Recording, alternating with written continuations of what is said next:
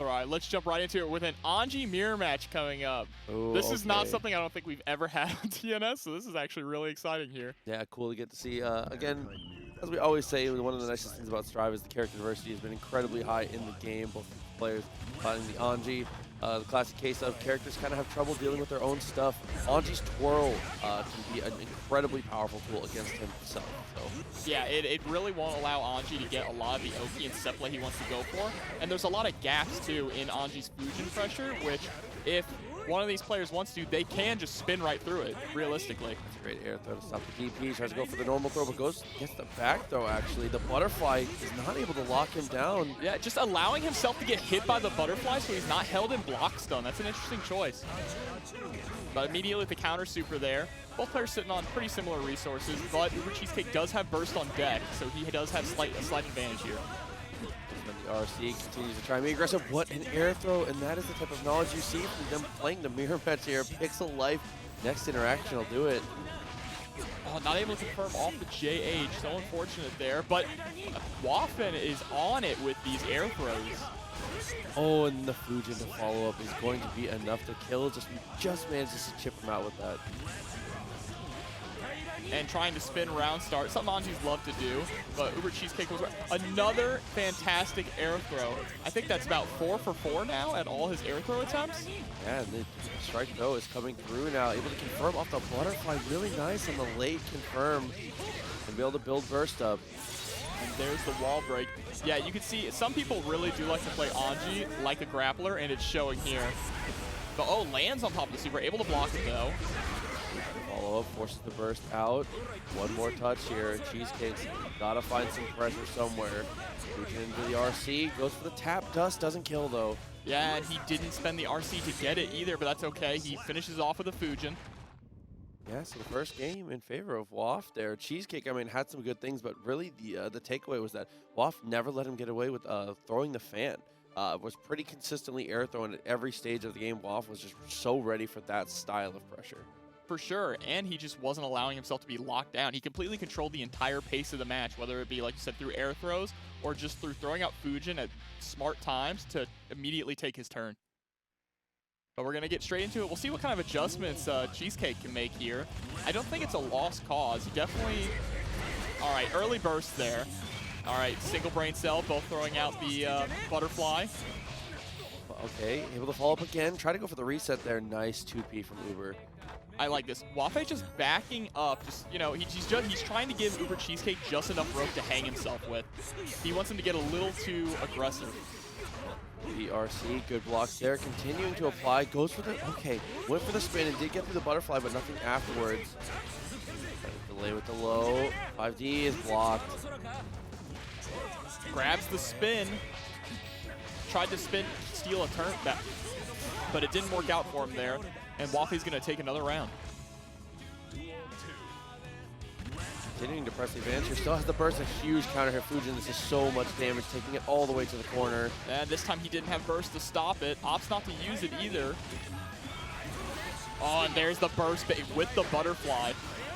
And a fast RC combo, dancing on him a little bit here to swap sides.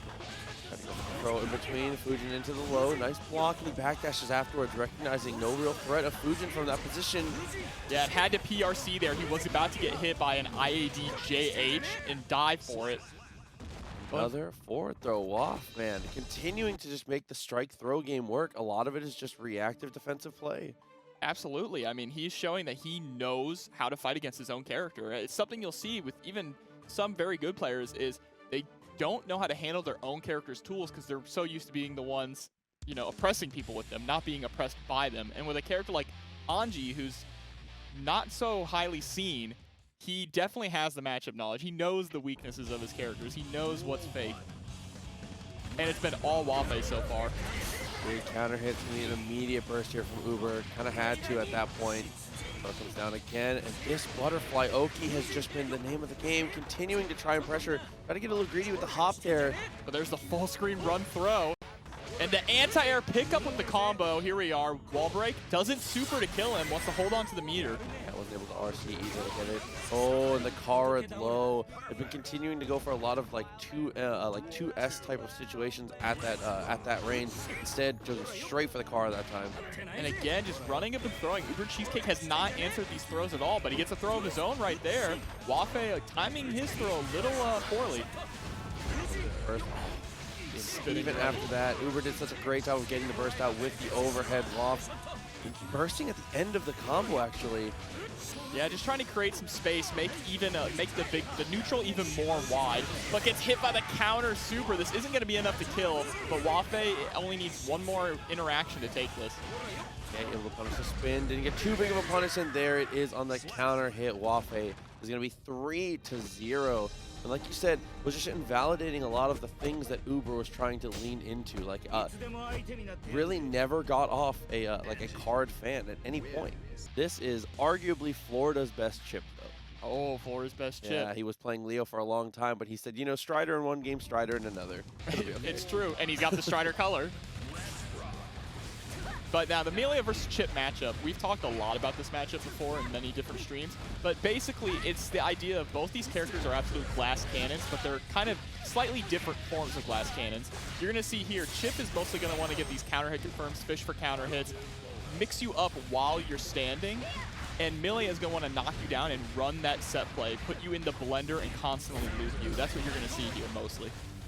And at this point, Marvelo is doing a great job of always being able to find the hits. The 2H is able to get counter hit. No burst here from Hearts. Yeah, it's going to save it for the next round. I mean, it's a little too far gone at that point, so I think that's a good resource management. Marvelo can continue to just kind of impose his will here. Yeah, and Hearts getting a little too greedy running in there, eating a counter hit Beta Blade. And another counter hit JH. He had to spend the meter there. That would have been quite a bit of damage. And another clean anti-air. Marvelo is just not flinching at all. And this is a very grounded Chipp that we're seeing in terms of neutral here. He's not afraid to just let Hearts have the space to kind of fly around and just give him all the room he needs. The anti-airs of the supers, the wall is broken. Marvelo kind of going off in that first game. And one thing you notice there, he was anti-airing Hearts so well. When you have the ability to really consistently anti-air Millia, you're shutting down her strongest option, which is her air approach. Millia is arguably one of the, if not the best character in the air in this game. Yes. And if Marvelo just knows how to anti-air. He knows what buttons to press that are good in those specific situations. He was beating JH, which is very difficult for a lot of characters to beat, especially when Millia can place herself directly on top of you. But that's where 2H comes into play. Chipp's 2H reaches directly above him, which is a fantastic anti-air. Okay, he missed the firm after the 5K. Good blocks afterwards, though. Okay, Bad Moon just gets the knockdown. Actually gets the DP out of him, but tries too hard to make the burst. Yeah, you just got a little too greedy with that, and then tries to go for a gold burst of his own. He's going to pay for this. The wall looking for the rectos. Overhead is blocked. Forced to RC at that point. Very negative. Yeah, and going for the triple overhead there with just the JBs. Marvelo must have seen something in the first game that told him he needed to turn up the heat, because all of a sudden, he's looking really hot here, playing fast. 5Ks, nothing to follow up. Alpha Blade isn't punished. Hearts on the offensive, but kind of loses control of it. And Marvelo. Yeah, Hearts is just having a good time, having a hard time setting up any kind of like offense or any pressure whatsoever on block. He's not getting these hits, and Marvelo is just taking his turn back consistently. Look at that, just jumping over the Lush Shaker, not even afraid. And using that far slash to just immediately steal turns whenever Hearts tries to back up.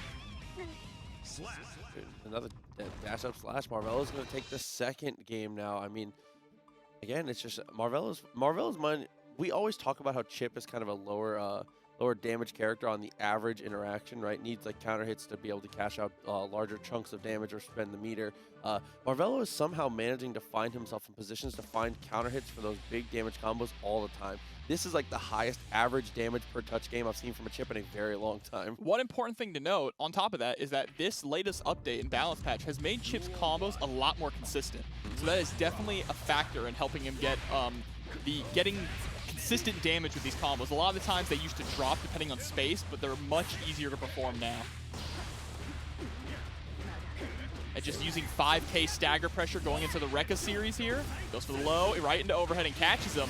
Yeah, Hearts is going to spend the burst there, doesn't want to deal with it, wants to try and win this round. Another PRC, but gets the overhead on the way down. And that was a slightly delayed PRC too. You saw Hearts immediately held down back, thinking that Chipp was going to land and go for the low. Okay, has to block low slash, TK Bad Moon. Again, a little bit of damage down, but immediately Marvelo is able to take a little micro step forward, get out of the corner.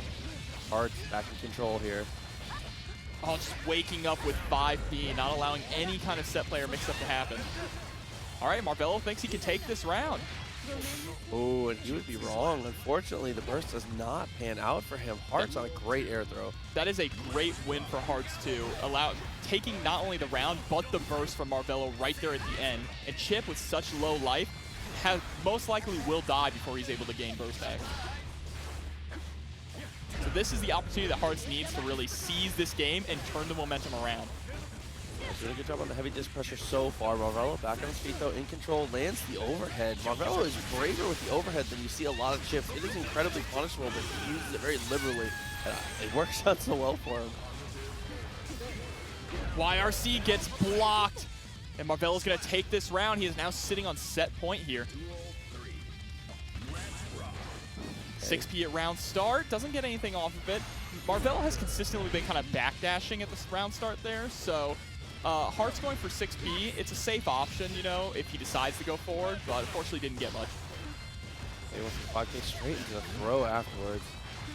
Up again, and that's one of the greatest strengths of Chipp is being able to use that fast movement speed on the ground to get you pressed to the corner after the throw. The huge counter hit. Trying to go for the corner carry, but drops the combo. And there we go. J2K, not a very good button in this matchup. With the nerf that it got and some of the busted counter hits, Millia definitely, she likes pressing close slash against that. Okay, press to the corner with the alpha blade. Using the jump 2K, I think he heard you, wants to prove a point here. Gets him with the overhead. That J2K felt faster than the other one. Kai versus Zato is a very strange matchup, I think, in that Kai has way more freedom than you think he would just looking at it up front, right? He has a lot of really good tools to get rid of Eddie, which is really key in this matchup. Yes. But we have seen that Vinny knows how to handle that. And one thing to check out for Vinny is his use of breaking the law. He uses breaking the law so creative, more creative than really any Zato I've seen. So we'll see if he pulls that out in this matchup. And this round start situation is also incredibly important. We're going to see, I wouldn't say it's mostly important for Vinny, how he can establish his pressure off the start. Whether or not he wants to go for any buttons or try and put out Eddie immediately. 2S or dash back is usually the thing you see from most Zatos. We'll see how Eddie tries to deal with it. He's just going for the jump back. Blue able to get the throw early on. Looks for the 2H OTG. Doesn't want to opt into heavy fireball, but continues the pressure on with the meaty 5K. Yeah, and gets him pushed all the way into the corner too. But Vinny's fighting his way out, already pushed with block stun all the way to mid-screen. Ooh, but that is the strongest tool in this matchup with certainty. Stun Dipper straight away to hit Zato and pulling Eddie out at the same time. And there's the counter hit 2S, picking up with Invite Hell. Drill's nice cross up there, not able to get the burst out of him though. Blue is going to wait until he sees the frog to burst. I love that. Yeah, that is the absolute best point to burst against Zato. But he gets hit by the overhead, and we're going to go into super. This should kill. And it does. And that's one of the most important things there is Vinny, as soon as he sees the wall splat, specifically unsummons, not to make sure the combo is going to work, but just to make sure that there were no lingering hitboxes there from Eddie to break the wall instead of the super breaking it. And that's how you know he has experience. He has been grinding this game. And there we go. There's the throw in the corner. OTG close slash. Great blocking here from Bluelinkys. He is just weathering the storm, but he can only weather it so long, and we get another wall break here. And again, you see Vinny unsummoned before he breaks the wall, now continuing on here with max meter, but Blue back in this, able to get the flip kick in, PRC forward. Had to burst that 2H, that was a ton of damage in a wall break. I'll run up and block. A couple great ideas from Blue. Stun Dipper into PRC. Fast RC, this is going to be a lot of damage. Picks up with the 5K into the wall break. So positive bonus now. Gotta be careful though, because there is leader here from Vinny. He has a super on deck. He's gonna actually use it for PRC. Yeah, he was trying to fish. He was trying to fish with the slowdown to catch anything that Bluelinkys was trying to press with the 2S, but unfortunately he spaced it out just a little too far and got whiff punished for it. Yeah, I think a lot of the time you often see Zatos go for sword there. Vinny trying to take a more mobile approach. Oh, and the big counter hit JH. Air counter hits are so much more devastating now in this version of the game. Fireballs through here so far from Blue. Gets another huge counter hit. So much meter. Ride the landing is going to break the wall. No, it drops out at the last second. I have no clue why that happened. He must have been OTG'd off the ground. That would have killed. Invite Helmidi. Confirm off of it. Eddie is available. Wasn't able to find a place to summon, and there's the dash up throw to punish the attempt at the gold burst. Vinny G. Not doing super well on that one. Blue played that incredibly well. Blue's use of slash fireballs just to contest Eddie and prevent Vinny from getting started has been amazing. Absolutely. I really like the way he's playing Kai. Playing him up, he's kind of prioritizing pushing to the corner like we saw in that very first round. After he got the hit, he immediately 2H OTG into Fondue Arc, and we were automatically in the corner. He didn't worry about the Oki. He just wanted that corner pressure because that is where Kai excels, where he can keep you locked down and use his advantage, use his fireballs. Kai is the king of locking people in the corner. Birdie Birds, 14 months. Bird, I miss you, buddy. I really hope you're doing well. Appreciate you a lot, though, for the support, man. Thank you very much. 5K, such a solid button there from Kai. So active literally forever. Oh, Vapor Thrust was a great idea. Vinny, again, trying to get the hard burst bait. Oppose actually answers the heavy fireball. Must have been an execution error there from Blue. And there's the sword this time. Oh, tries to go for the air dash mix-up, but unfortunately lands same side and gets punished. Oh, a little stagger into the throw. That's up the meaty 5K. 2D interrupts. Vinny, empty jump mid.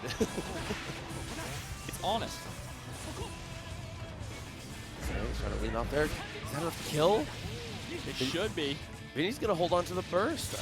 Interesting. I maybe would have wanted to see him fight for that round, but I respect him saving the resources. Vinny knows best. Blue's doing a great job here for the most part of just being able to pressure out. Again, Vinny's not getting any free Eddie summons. He's really having to earn these. Trying to condition in that air throw. And here we go. We're going to get an Eddie summon right here. Overhead. We're going to get a quick little wall break. Positive bonus for Vinny. He's already at 50 meters, so this is going to be very beneficial to him. He's got a lot to work with. And Bluelinkys is going to hold on to this burst. Yeah, no, absolutely. Don't be a hero. Don't. Never be a hero. It ain't worth it. Go in the final round. Full resources for both players here. 2P at the round start for Vinny G, and he goes for the clean anti-air, gets Pierce Alphabet. Yeah, one thing to note with Vinny G's gameplay, too, is he's so good at using Zato's 2P and 5P very effectively as get-off-me tools. That's the wall. He's going to have Eddie back in just a moment here. Dashes up, try to go for the far slash. Vapor Thrust beats it out. Had to burst there. He just wants to take this round to get one up on the board. The Drunkard, invite Hell to follow up. There it is, the 2K2D, and I like that from Vinny. Has been leaning into a lot of, I guess, more aggressive options there for him to, I guess, kind of cool off and lean it into just like the low string at that point. I think that's a nice little way to, especially being able to end the round like that. Normally, it's like whatever you end the round with, your opponent's going to be thinking about the whole time there. Just 2K2D after he's been doing a lot of flashy stuff feels like a great way to, like, the period instead of the exclamation, right? Absolutely. Sometimes you just have to rely on the fundamentals too with Zato because people are expecting the Eddie pressure. So you just get in there with your normal buttons. And Vinny has shown before that he is still very good without Eddie. He knows how to keep the pressure off of him and still maintain pressure. And there it is, the JS to knock out Eddie. And counter hit 6-8. You had to burst there. That is Kai's absolute strongest starter. Okay, invite Hells. Keep trying to keep locked down. Dowsing. Dude, looking like Millia with the close slash anti-air. Off with the drill. Is going to be able to break the wall. Is going to use the super. And again, as always, he unsummons before he breaks the wall just to make sure he has max Eddie gauge. It's little optimizations like that that make a world of difference as a Zato player. And he's going to be able to break the wall again and get the kill potentially. No, not quite. No, unfortunately, Sword is just a little too slow. And thank you, Noob Cheesecake, for the $20 donation to Matcherino. Direct contribution. We really appreciate it. Yeah, I appreciate that a lot. Thank you so much for the support. Again, guys, if you guys are interested in doing any direct contributions like that as well, !mark Matcherino will pull the link up for you guys. Thank you to everybody who supports and helps us get some stuff to these players, man. But here we are. Vinny G is up around now. Gets knocked so far with 6H. A very close Drunkard Shade there. Ooh, for a follow-up, it just goes for a pose for a second time. 100-meter now. And this is going to be dead. He's dead. He's certainly going to kill him.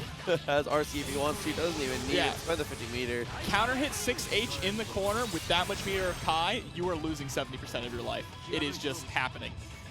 That's where he does soul damage. Yeah, absolutely. I'll start 2S. Good tag. Oh, getting the overhead and picking up with the triple drill. Okay, 2K2D tries to go for a clot afterwards. That is a clean punish from that distance. Zato, one of the rare characters that actually has a button long enough to, at most ranges, punish that clot. And Bluelinkys is still doing a really good job at killing Eddie. There's the DP to kill Eddie and get the pressure off another counter hit. He's gonna kill Zato. Oh, drops the close slash. That would have been death there, but he dropped the close slash. Vinny needs to take this chance now. He has 100 meter. He can make this happen. BRC, I think he wanted YRC there. Oh, and a heartbreaker. I really believe that Vinny was trying to go for a YRC there, and it's very rare. I feel like most of the time it's the opposite way. You want a BRC and you accidentally get the YRC. That's really tough. It'd be like that, but we take those. Vinny can't let that get to him, though. And Bluelinkys just showing how strong Kai is, though, in this patch. I really feel like Kai is in a great place now, and I'm so happy to see Kai players doing well, because, boy, were they struggling at the start. Yeah, I mean, Kai players, the dedicated are being rewarded. This is a character who was probably in, like, the bottom 5, is now, like, the gatekeeper of the top tiers. He is certainly the you must be this tall sign of this game. Kai was an investment. He's, like, playing the stocks. Okay, 5P. These buttons to great effect. Gets to throw after the flip kick. And run a heavy stun edge. Just wants to burst there to get out of the corner. Respectable choice. Okay, stun dipper, fast RC. I love the fast RC to make sure you get extra damage off of that vapor thrust to push through the wall. And now Vinny, again, kind of in trouble here. And anti-air fireball. One interesting thing to note, too, is Zato is a character who has 0 guts. So guts is a mechanic that allows you to take more damage the less life you have, depending on, so things scale a little bit more. Zato does not have that. So everything will do max damage to him no matter his health. So it does hurt. Okay, caught a little too far away from the 2S. Close slash there. Keeping the pressure up with Invite Hell into Pierce. Blue's been doing an amazing job blocking here. It's got to be, Vinny might have to start leaning into the throws a little more. We do not often see command throws from Vinny G. He's not really a grappler style player when it comes to this, but might need to weave some more in because Blue's defense is just immaculate. He's doing a good job FD blinking too. Not allowing Zato to really rush in on him. He's keeping that perfect space so he can throw out that 2S, throw out that 2K when Zato tries to approach. Knockdown. Good block on the vapor thrust, but no punish. And overhead again and again. Vinny G said hit after hit. The sword is going to break the wall here. Blue in kind of in trouble here. Potential game 5 if we can get one more mix-up. And this isn't able to pick up. A little too far away to go for any kind of RC conversion. But there's the throw to take the round, and we are now 2-2. Yeah, goes for the PRC and gets close slash afterwards. Since he did the close slash so early, this PRC slowdown was still there, had enough time to dash cancel and just run straight up afterwards. Those are the type of interactions that you really want to see from players too, is knowledge of abusing the game mechanics with your character. If he did not have the PRC slowdown on him, that dash up after the close slash is just, you're giving the way around as Zato. Vinny Which makes magic from it, though. And this game has some grimy game mechanics. They really do. some of the sickest just in any game. There we go, game 5 here. Thunderbird blocked. Not too much of a punish. Gets a summon of Eddie, but Blue is able to stop it right away. Yeah, Blue is doing very calculated mashing here. We'll call that a barre. Hey, listen, man. Dash of 6P. Vinny G trying to make some guesses here with the Drunkard. Now trying to throw out a 6P, stuff any kind of approach. There's a quick confirm into 2H Frog. Oh, he's not able to get the confirm at the end there, though. He dashes up for the close slash. Couldn't get a conversion afterwards. 6P beats the quad. Gold burst for Vinny. This is huge. Eddie may be gone, but he has the meter to defend himself. Yeah, I mean, with Eddie gone, might need to consider checking the sword there to get it back up. He's going to go pose into the Frog. The Frog clips Kai's toes there, but not be able to get anything off it. Let's see. Same combo this time. Picks it up. All right. He redeemed himself there at the end. There we go. Vinny. Final round. Yep, on match point. Exactly. And it drills, blocks it with the Vapor Thrust. Invite Hell afterwards. All right. Blue dashes into an Invite Hell, but still able to get the hit. And that lingering hitbox there from the JH, when you hit Eddie, it keeps your hitbox lingering just a little bit longer, and he was able to click Zato. Oh, and dude, Vinny G able to get the kill there. 3-2 is able to bring it back. And some of it just, there's some optimizations with Zato that go into it that a lot of people don't see or necessarily know about. Now this is another interesting matchup here. I'm not sure how it really works after the latest update, but Axel does a very good job at just killing minions no matter where they are on screen. He has the longest buttons in the game, obviously. So just the homie Big Cat, by the way, coming through. Thanks a lot, man. Tier 1 sub. Dude.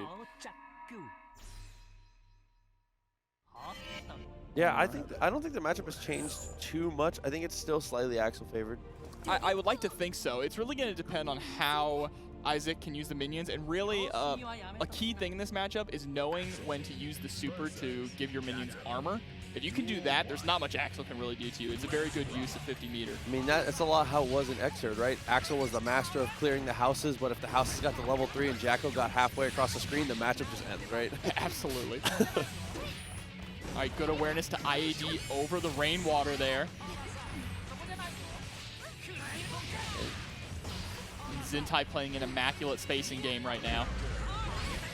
Yeah, and that is the most important part about Axel is knowing when to close the gap and press your advantage. Their corner pressure as Axel is an art, and Zintai is a master painter. It's just... Zintai is always one of my favorite Axels to watch as an Axel player. And I know we Axel players are in a little tough place right now, but watching Zintai, you wouldn't be able to notice that. But there we go, 2D. This is Isaac looking for any kind of wake-up option, maybe a wake-up 5K or burst. Low tries to go for the minion there, closes the gap really well. This pressure. Yeah, minion pressure is absolutely insane. Oh no, counter hit 2H, gets pulled into the corner. Yeah, burst does not want to hold that safe jump. That's so unfortunate for Isaac, though. I know that the burst timing there was trying to intend to keep corner position, because after that pull, if that burst connects, he's able to get the win. And there's the one vision combo, and Zintai's going to take it there.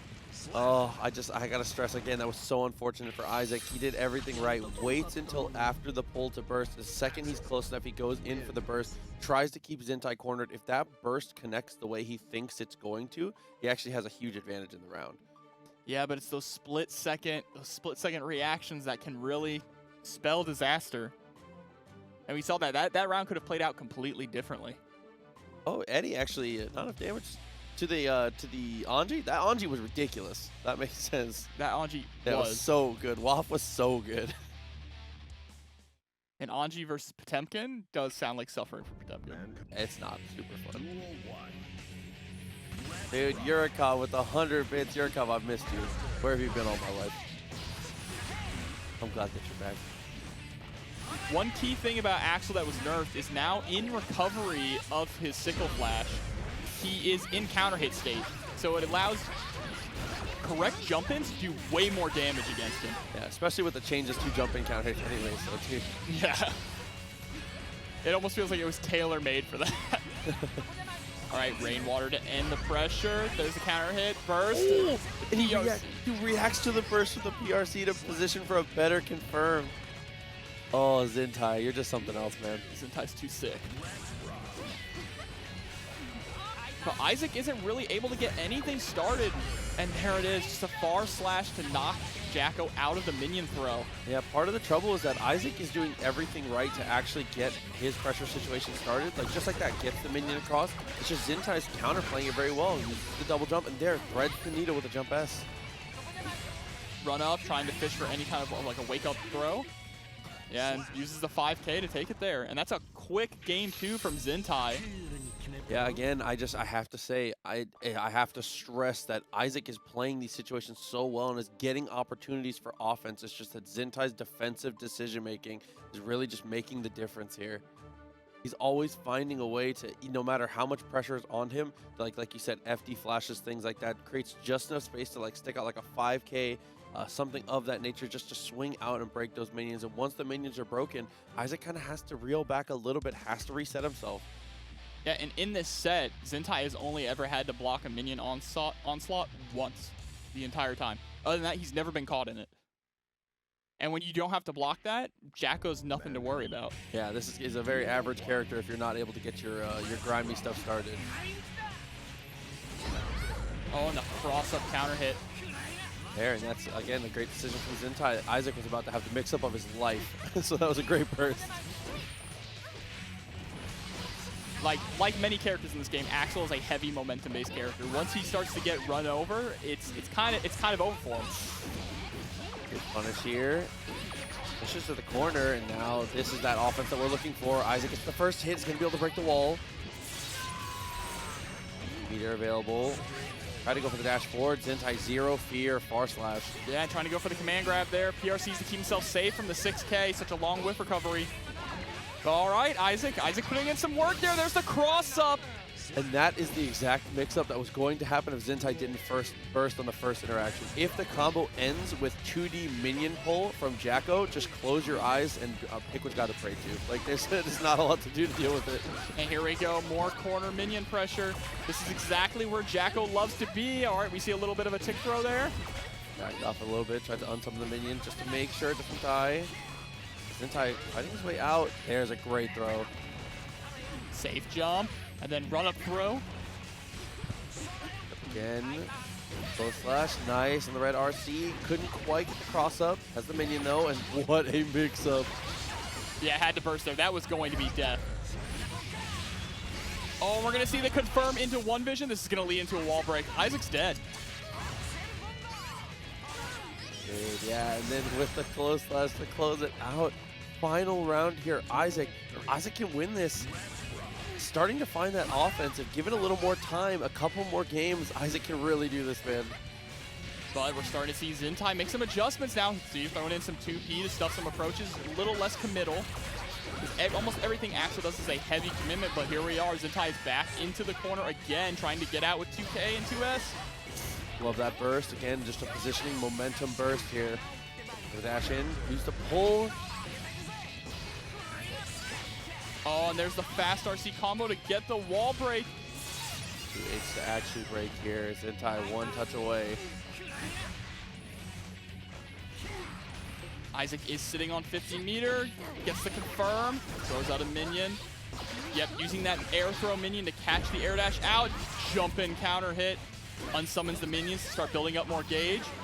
Oh, saw that wasn't gonna hit. Tried to go for the double overhead. Nice delay, but a little too far. The kick. Oh, it worked out exactly the way he envisioned it too, because I saw the vision. Isaac, I promise I saw the vision.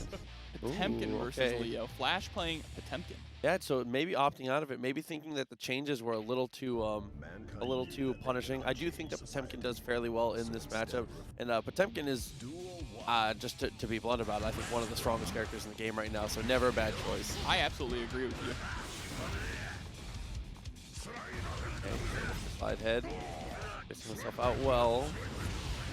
Yeah, just throwing out that slide head to stuff Leo's approach. Leo, a very grounded character usually, so slide head is going to do a lot of work.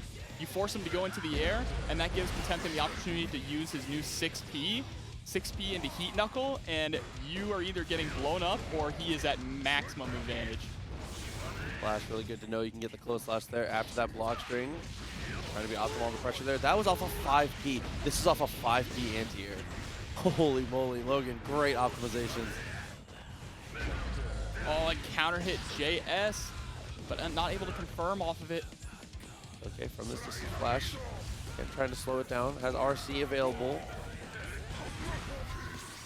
Look at the PRC there. Looks for the jump in afterwards. Finally a Garuda. Yep, Garuda into 2D. Another really far Garuda. More Garudas. Another one. He needs it. Oh my god, You said finally a Garuda. He said, okay, bet. And then he Garuda'd him when he was dead. The disrespect. Amazing round there from Flash. I mean, abusing things really well. A Pop Buster can be a great option for damage cash out after the Garuda hits, but if you just want to continue the mix, second Garuda is the next best combo. Or even actually. fourth Garuda. Yeah, really, truly. And one important thing to note in this matchup, too, that heavily favors Potemkin. This is a matchup where the character wants to go towards Potemkin, which is what Potemkin wants. Leo wants to be in on you, and Potemkin wants you to be close. So that is definitely in Potemkin's favor. All right, there's a burst from Flash to get out of the corner. 2D a little too far. Flashing that FD a little bit. Just block. Counter hit 5H, combos in the slide head. Oh, try to go for the Mega Fist though. The DP answers straight away. He's going to be able to get through that, but actually the back hitbox. Yep, such a strong hitbox. This isn't going to be enough to kill, but it's going to push all the way to the corner. Oh, there's the RC. You're right. Yeah, you got to do the math on that one. That's one of the nice things about Potemkin is that since his combos are so short and they don't have many hits, he gains so much meter per touch. A lot of the times in situations like that, you can just be mashing RC because you know you're going to get the meter. But very strong stuff there from Flash round one.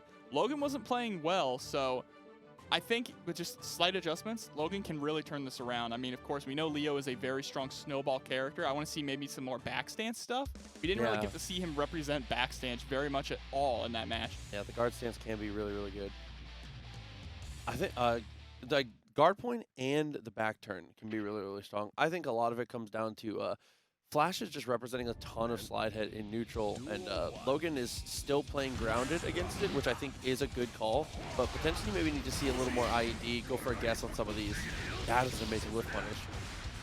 Leo is so good at them. His far slash is such a great button. And there's the Garuda. Oh, counter hit Mega Fist PRC. This is going to hurt. 6K tries to read the backdash, and this is going to be death off of that. Very nice stuff. Flash abusing that new buff there on the 6K. One of his strongest pokes if he can space it correctly. Potemkin is so scary. Yeah, more great footsies there from Logan. And there's the jump in. That's what we want to see there. Punishing slide head with the JH. 5K, continuing to just try to be safe about this. No punish on the DP, counter hit here from Logan. It gets the heavy fireball mix-up. Another heavy fireball. I like this adjustment from Logan, using the fireball to pressure. PRC get in. But Flash is just holding down back. Oh, was trying to look for the flick there, try to be preemptive on the answer. The RC still not going to be enough to kill. It is just enough, wow. Just enough.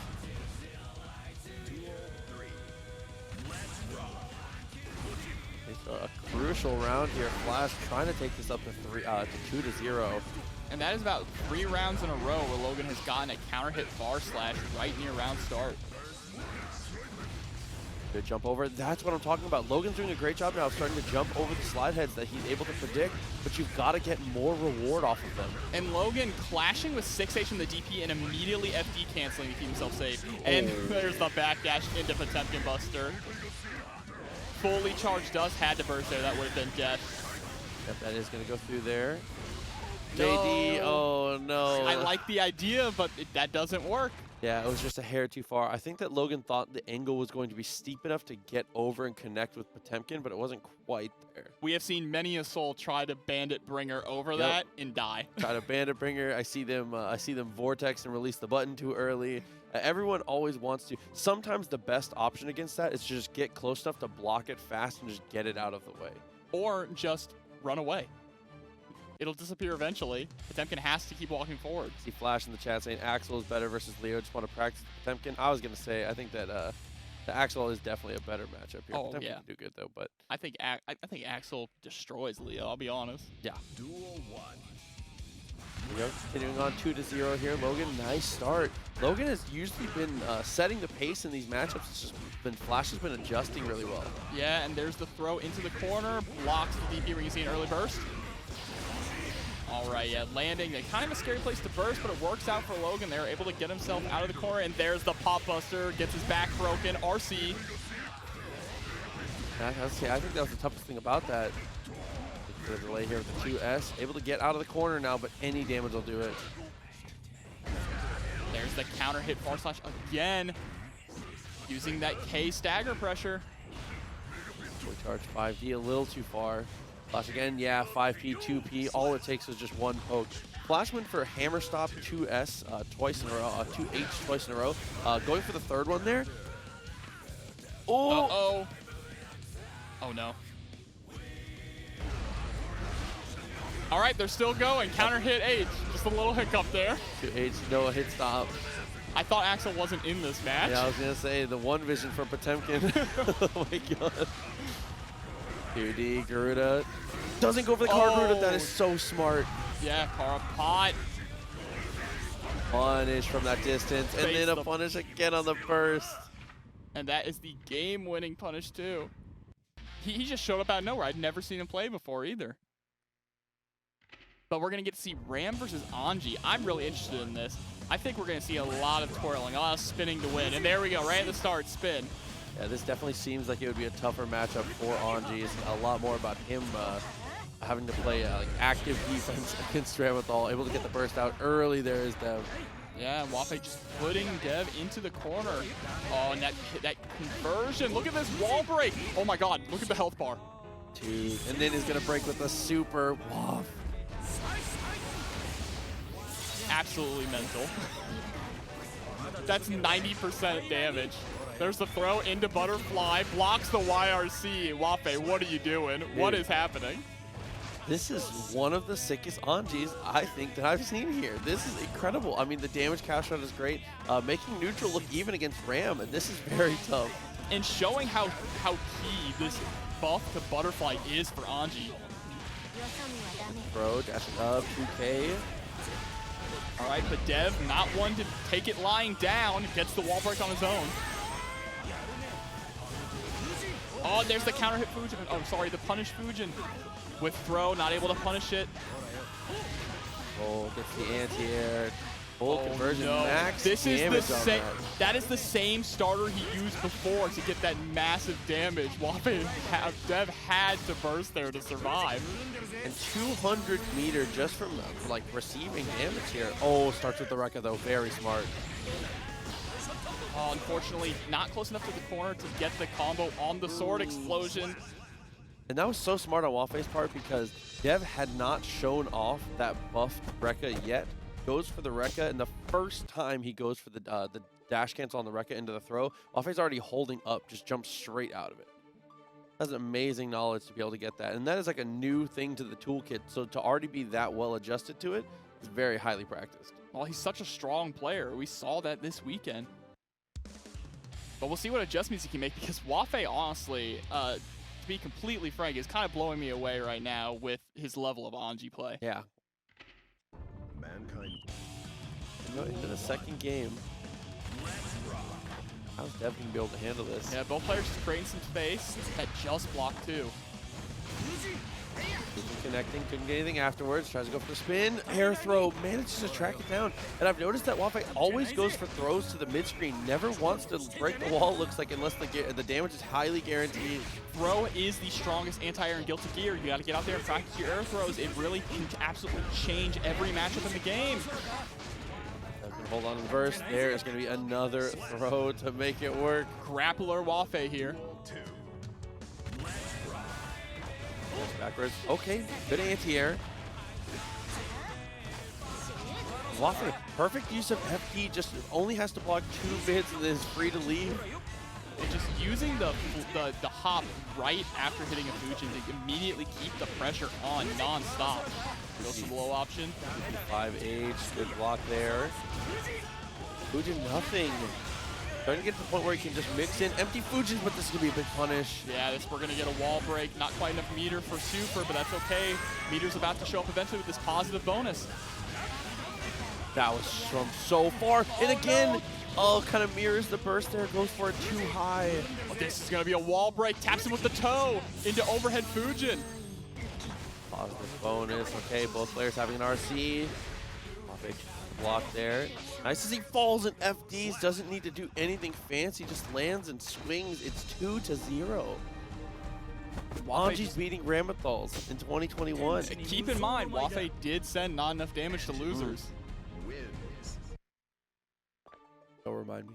And not enough damage, someone who consistently is in top 8 in these TNS tournaments. Consistently top 8ing every tournament he touches. Yeah, true. Every tournament he touches. I was going to say, put some respect on my boy Eddie's name. Come on, man. Nothing but love. But remember, guys, while we're jumping into this next game, !Matcherino in the chat. I believe we don't have any codes, but any direct contributions will help our players get them a little bit more money in their pocket. They're putting on an absolute show for you here. Showing you some great Guilty Gear action, but here we go. He's able to spin straight away around start, gets the throw into the butterfly. 2-2 dash pack. Okay, Dev ends up getting the burst out of Wafe, but at what cost here? Half the life already gone, has to spend his own. Great backdash there from Dev with the PRC answer from Wafe catching him. Fujin immediately answers. Good blocks. Still trying to whip. What a punish. And then finds the air throw, scares him off the ground, and immediately, oh. He is on point all night so far with these air throws. Fujin was just a hair too far away on that one. 6P pushed away. Throw. Continuing to apply great pressure here. Yeah, Wafe's usage of FD to just push Ram out of the corner. And there it is. I was waiting for that. I was waiting for the spin out of the explosion. Wafe has more incentive to fight too. I was going to say trying to keep the sword here off Dev, but Dev completely rearmed now, but the Fujin after the dash. And there's the run-up throw, a deep run in too. Oh, tries to go for another throw after Butterfly. Good backdash again. Fujin from so far. Butterfly is absolutely putting in work here. Are we going to see a burst? Yes, we do. Yeah, waited for a guaranteed place to go for the burst there. Fujin from far. No follow-up. And the punish knocking Wafe full screen. We're back to a neutral situation here. Okay. Has burst down as Wafe. Both players whiffing the grab. Oh, such a long reach in that low option. Oh, and is able to close it off of that. 3-0. Yeah, clipped him right at the end with the 2S. Wafe just rolling over Dev. But we got Test Your Luck, of course, rocking Nagoriyuki versus Zintai Axel. Now, yeah. I hate this matchup. I think a lot of people. I don't think a lot of people would say that Nagoriyuki is an undisputed top 1. You 100% certainly could never argue him out of top 2. It's not possible. So you can't put him lower than top 2. The character's so strong. No, Daisuke just really likes this character. It's pretty evident. He's great. He's the Johnny of this game. He's just getting buffed like crazy. At least he's cool. Yeah, well, so was Johnny, yeah, but okay. after like 5 years of that, I was sick of it. Flashes don't think he's top 5 oh, hot of take. the Nagoriyuki flaming hot lava take. Teach me your secrets, Flash, why you think that. But all right, let's get into this. Right. Now, a lot of this is, of course, Zintai is going to have to keep Nago out. That much is obvious. But it's very difficult now with the buff to Nagoriyuki's Shadow Clone, his Gamma Blade, to keep him out. He can throw it through nearly anything. Like that, right there, straight into bite, and this is where the pressure starts. It's party time. Yeah, already close in. Just gonna follow the target combo. Tries to go with the up. The follow-up. See, that is the real... the new upgrade to Shadow Clone blows up Axel in this matchup. It's so sad, but it's such a strong tool now. Being able to confirm off of it so easily. Bar slash. All right, yeah, Zintai playing the space he wants to play, jumping right over that standing 5H. Okay, good spacing on that. 2H, not quite. And perfect jump in with the JS from TestYourLuck. That's always the scariest part, though, is, yeah, Axel's winning until he's not. You ever get hit hits. twice and lose 50% of your health? Axel does. RC's forward, and it is enough to kill TestYourLuck and to hold on to the burst there. Didn't want to try and reposition with it, so now into the final round. Yeah, I have a feeling this is going to be a pretty decent back and forth between these two players, both so incredibly strong. All right, the Axel Bomber, OTG with the 2H. There we go, gets the explosion. 5P. Zintai's just doing a great job of zoning out another 2H. And, oh no! Nagoriyuki, ultra heavyweight. He's just a little too heavy. That combo did not work out. Gotta be a little bit quicker. He's about to go for bite. He's gonna want bite real soon. Goes forward, gets pushed full screen. Can't use anything. If he would not have gotten that hit right before the burst, he would have popped. Absolutely. Okay, it's all about closing the gap and just always gonna say trying to not take any damage until you get that blood gauge down a little bit, but that is it, dude. Yeah, eats the clothesline from hell there. And Zintai is up 1 now. Who beats May, Soul, and Ram badly? Who beats May bad? He's got a point. Me. Oh, man.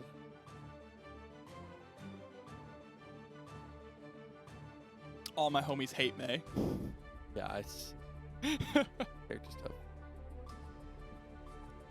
All right, are we going to see possibly a character change or just a little bit of a breather here? Sticking out with Nagoriyuki.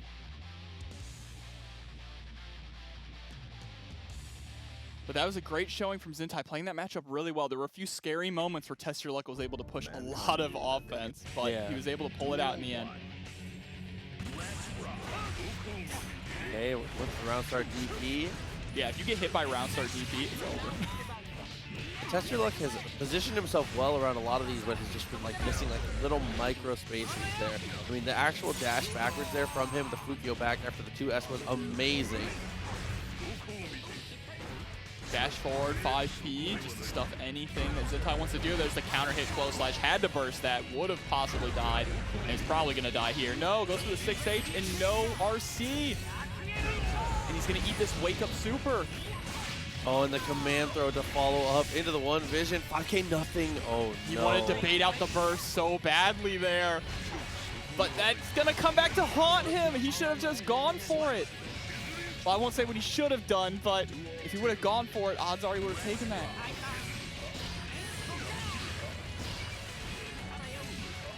All right, trying to space, and there's that, wow, super jump into JH into a full confirm here.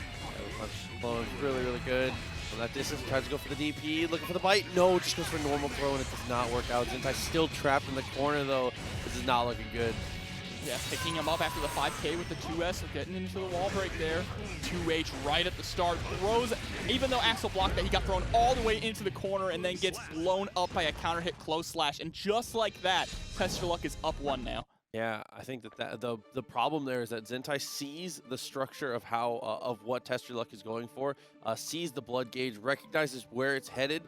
I think the natural thing to think there is bite, but with the amount of health that Zintai had left, it's a worthwhile risk for TestYourLuck to just go for the strike rather than the throw. You can kill on one touch. The bite is not really necessary. So while that is in a lot of situations a great informed guess on Zintai's part, with the health totals, it made it a little more skewed. Yeah, and unfortunately, it didn't really pay off. Stay in Ramlethal until Guilty Gear dies.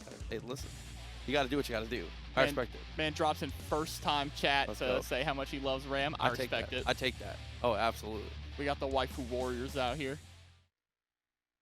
If Zintai's able to get away in 99 seconds, man, and he doesn't even want to get away, he just can't bring it to me. That was an incredibly ballsy round start against Nago. Second time he's gone for that opener and actually won out with it too. And he gets that gold burst, full screen with a full stick of butter. Axel loves this. Yeah, look at the blood gauge too. TestYourLuck is kind of out of options here. Just kind of has to chill on his laurels here until he's able to get some of that blood back. But no, it chooses to Fukio again and again. And there it is, just mash out super. Test Your Luck is leaving gaps in this pressure, so Zintai is completely willing. Gets the command grab. This is dead. RC. Oh no, goes for the one vision, unfortunately. All right. All right, it's okay. Another command throw to be able to close that. Oh, fully charged dust just barely holds up. Good cherry bomb closing at the end. Good FDs to try and build that space. But blood is a factor now. We are already at level 3. He cannot use another special move besides dash. But now he's going to build up enough blood for it. Again, jumping out, Zintai is just always making sure that bite is never the play. All 5K into 6K RC. A cute little combo there. Stylish. 2K 2D is FD'd out. Tries to go for Beyblade to follow up. Oh, he's getting so close to popping, but he gets him right at the end there. It's always one of the most important things is Nagoriyuki. It doesn't matter how high the blood gauge gets, as long as it never hits maximum while you're in these strings. Being able to end the round there is so crucial, and finally starting to blow up these jump attempts from Zintai. But he loses the corner. That's so unfortunate, and now he's sitting at level 3 blood. This is Zintai's opportunity to try and turn things around. There's the counter hit. RC and a potential super on Test Your Luck part though. Oh, runs right into Beyblade. Oh, Test Your Luck trying to bait out the burst. It's a little too hard there. Gives Zintai another chance to survive. Oh, and all these jump-ins. Zintai maybe jumping a little too much there. Every time you leave the ground like that, you're potentially giving Nagoriyuki a little more space. You limit your attack options at that point. And Test Your Luck finds the perfect angle to be able to jump in. Makes jumping S not a factor. Yeah, and JS, the hitbox is a lot thinner now. So in the last patch, that probably would have actually hit Nago out of the air. But now that it's way thinner, it's a lot easier for characters to jump in against it. Is a Test Your Luck really testing his luck a lot? I respect that. That is the Nago character. Sometimes you just gotta bank on it. Hey, I mean, if you're gonna name yourself Test Your Luck, you gotta play for some risks. You called your shot when you picked your gamer tag. Like. Mankind knew that. Duel 1. All right, here we go again. Duel 1. Again with the /round start. Zintai is just winning consecutively with that. Yeah, I mean, that's really been the gambit from him. Is either that or just jumping straight away. Yeah, the 2S counter hit into Bomber. A little bit of damage to follow up. Tries to buy some real estate. Good dash forward. Risk gauge. 5P is the counter hit. Doesn't get anything afterwards, though. Yeah, getting a mortal counter on a 5P. That is what Risk will do to you. Oh, trying to stomp out the 2H there. And there we go. Gets the bite. This is chance party time. Oh, wake up 2H. This is going to... No, it doesn't OTG. I thought it would OTG. But there's another bite. Oh, PRC is just a little too early. Doesn't get any damage out of it. And he's about to pop right now. But he gets the 2S5H. The RC changes to command throws were disrespectful, by the way. We'll get into that later. Test Your Luck. Threatening set point here over Zintai, and that is an amazing conversion. And there's the close slash. Zintai trying to jump out, most likely. Now remember, your Nagoriyuki is so strong at catching your jumping frames. Look at this pressure. Again, the risk gauge just getting absolutely just... Zintai is in danger, just spending all the meter to keep the pressure going, and able to not pop. Yeah, being able to make sure he's landing all these heavy slashes, getting so much health back, and Test Your Luck. See, that is one of the craziest things about Nagoriyuki is that it's like, oh, like, right, like. The fear of God is a real thing. But here we go. We're about to get Vinny versus Stealthy here. So we're gonna get the Zato versus Axel matchup. Now this is another matchup I do like as an Axel player. I feel like Axel has a lot of strong tools to take Eddie out from full screen, which is something that is incredibly important. You know, we say it all the time, you gotta get rid of Eddie. So we'll see how Vinny G is able to maneuver around this. I've played him before, and he does seem to know what he's doing in this matchup, but again, it's it's all about how he can manage Eddie, how he can get Eddie in onto Axel. Yeah, and that's another big thing about this matchup too, is that these are two of the hardest characters in the game to burst against. So expect to see a lot of attempts at gold bursts in certain situations, just trying to get what they can from it. Oh, using the super dash there. All right, canceling Pierce and picking up with the JD. OTG close slash to take the round. Vinny G is too sick. Okay. So well informed of the dash and being able to pick that up. That was an incredible confirm there from Vinny. And this is another thing. Axel suffers really hard on defense, and Zato has some of the most oppressive offense in the game when he's got you sandwiched between him and Eddie. But all right, Stealthy, the full run forward. Your brain short circuits when Axel just starts running at you. Oh, but we get drill. Put it with a clap, so it didn't take 50 meter. No more Eddie. Gets to throw. Stealthy should be able to close this round. Yeah, spends the meter.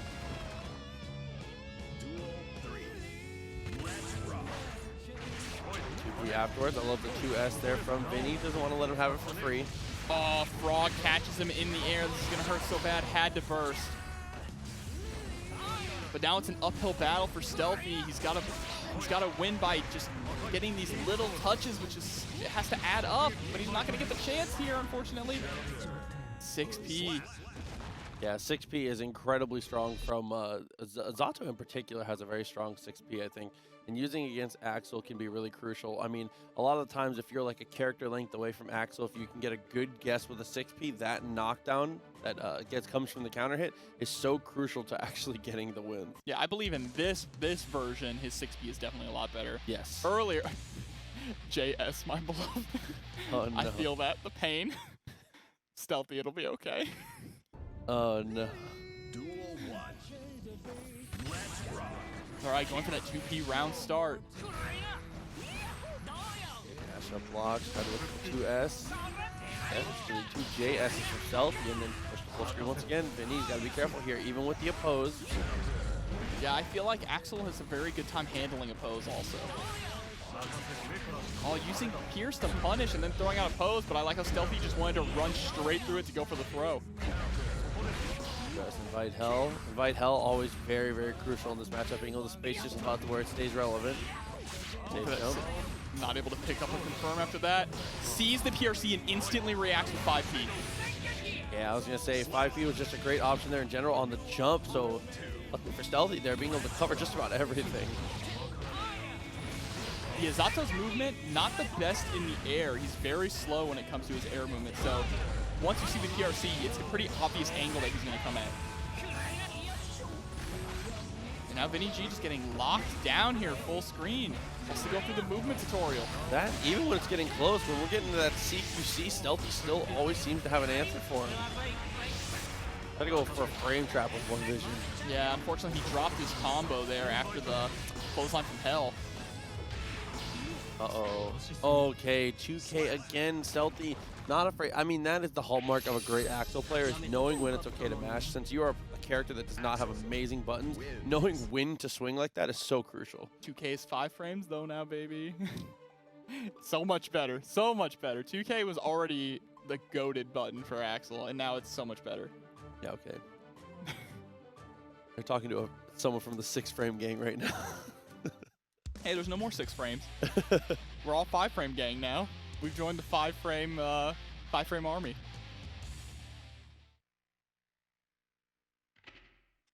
Mankind knew. All right, each player up 1. 2P again at round start. Vinny likes to use his light buttons a lot. Yeah, Stealthy had to burst there, or else it was this round was basically going to be over. So I respect it, and now he has the corner pressure going on right now. Yeah, the timing of the burst is really good too. As we said, these are 2 of the hardest characters in the game to burst against. So if you can find an opportunity to get some value off of it, you've got to take it.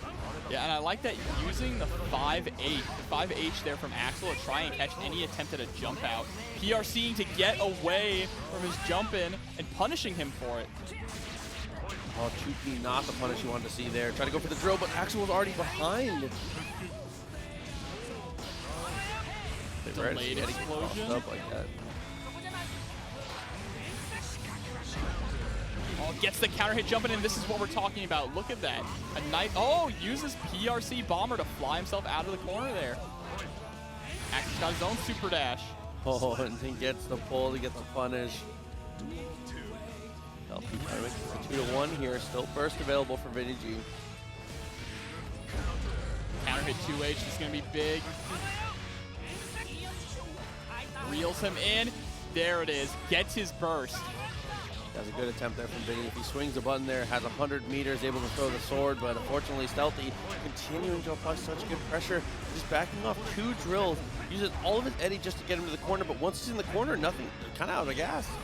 Yeah, but Stealthy is playing incredibly strong right now. He's really made great adjustments. Look at that, FDing out perfectly, but gets hit by the counter hit jump in. 5H whiffs. 2K again.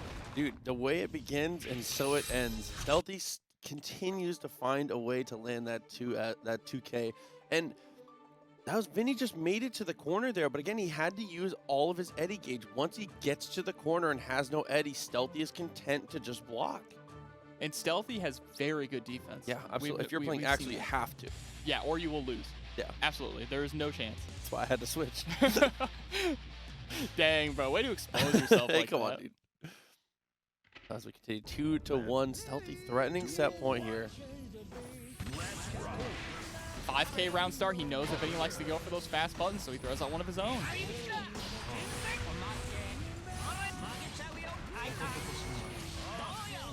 And thank you so much, Dreadmaster, for the resubscribe and the kind words. We really appreciate it. Yeah, Dreadmaster, man, we've all been thinking about that a lot. Obviously, the best out to one of our friends and family.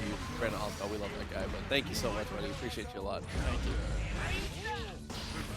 Command throw actually able to land. Stealthy has meter, chooses not to use it. Yeah, goes for the OTG. Oh, past RC into the low. Wow, that was a low. That situation right there was so interesting because Vinny was summoning summoning Eddie, excuse me. Eddie got hit by the 2H. It slowed down the game just a little bit because when Eddie gets hit, hitboxes linger, and then immediately got counter hit. So it looked a little funny. Oh, I love that YRC. It looked like that's what Stealthy was trying to bait, but it did not work out. Vinny tries to bait the burst, and Stealthy wakes up with air throw? Yes, incredibly low air throw. That is the sign of a Guilty Gear player there. 2H, damage down, gets the command throw again, and Stealthy, man. Taking it 3-1 over Vinny G. I don't know, we were playing on a modded setup. They have JBL with the hooks coming through. Bradshaw, Flash versus Marvelo coming up. So you know a lot about this matchup. This is a matchup that I think used to be very, very hard for Potemkin, and now I think it's relatively even, but someone in chat earlier said this is a matchup that is 5-5 but never looks 5-5, and it couldn't be said better than that. This is one of the classic Guilty Gear matchups. When you think about Guilty Gear, you think about Soul versus Kai and Potemkin versus Chipp. Death by 1,000 cuts versus one touch and you die. Yeah, a lot of it, though, is just, yeah, that's great for Marvelo going for the backdash to get out of that situation. And what a wonderful burst. He takes the corner with it, too. Fast RC is dealt with. Marvelo with a great jump back punch.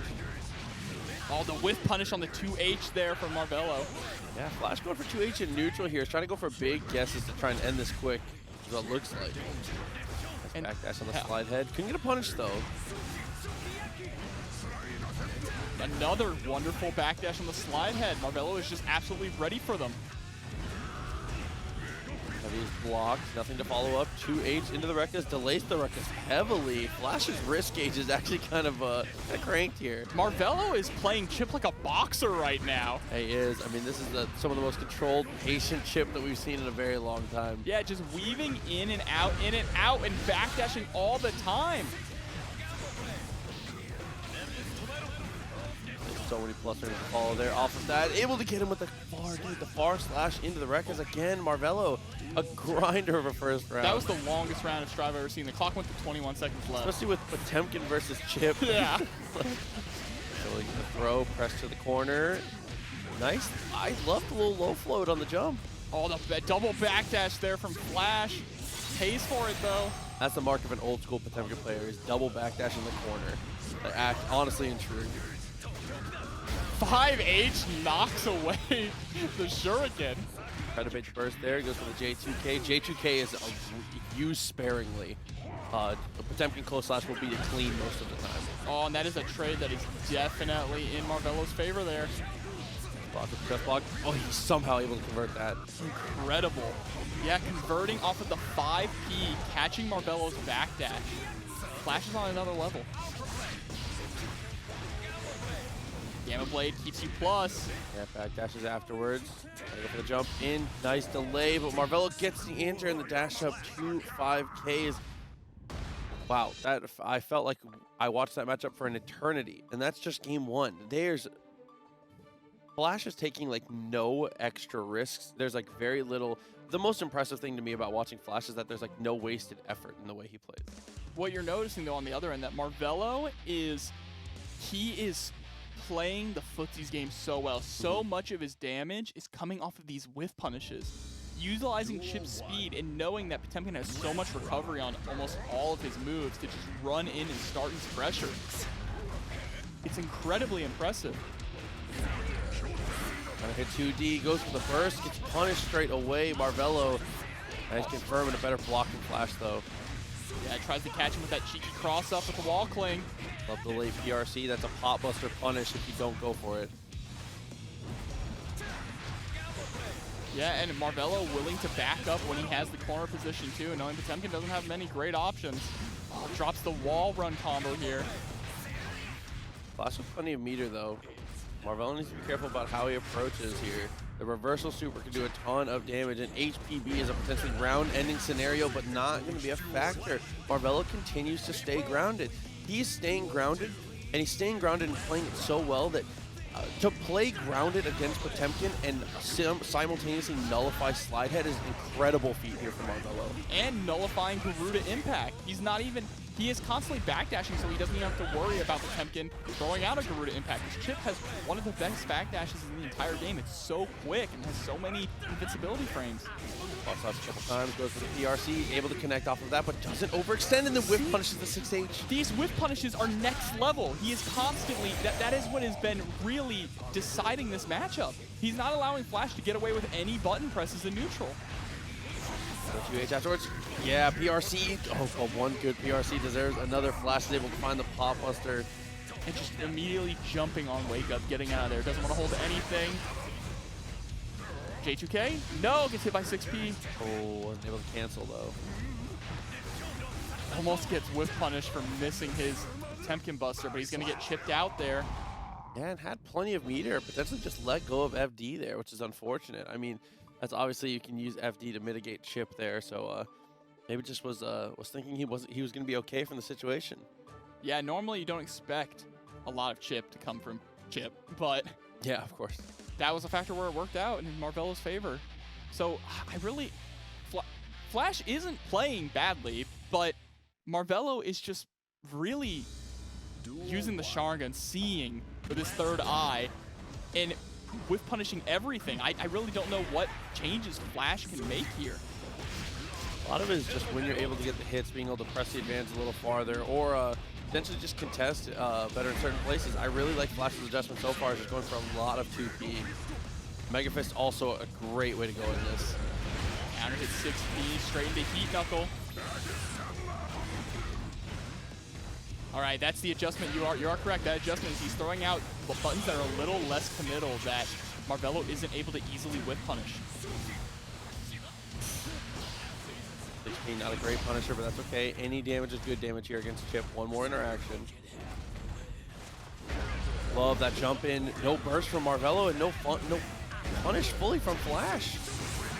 This might come back to haunt him. He's forced to use his burst, so he's not locked down in the corner here. Oh, 6P again, though. All right, it may pay off in his favor. Finally, Flash takes around here. Honestly, the biggest thing here is just Flash is using 2P more, and 2P is giving him better opportunities to go for anti-airs and things of that nature. He's being able to play more reactive, knowing that the thing that he's using to stifle neutral is a little less committal. But now I'm wondering if we're going to see an adjustment from Marvelo to start being a little more airborne, because as we know, he really is a very grounded Chipp mostly. And there's that 5P. Stuff the Gamma Blade PRC, doesn't quite pick up with the 2S. Block. Late PRC. The RC this time, not going to be able to get the wall run off of this. Unfortunately, throws himself out a little bit too far. Now able to really get the mix-up. First to maintain the corner. He wants this round. Immediate burst from Flash the moment he gets it. Yeah, I mean, as Potemkin, you have a lot of life. You're going to be able to get another one, but might not even need to. And the here. RC back. Wow. To keep himself safe.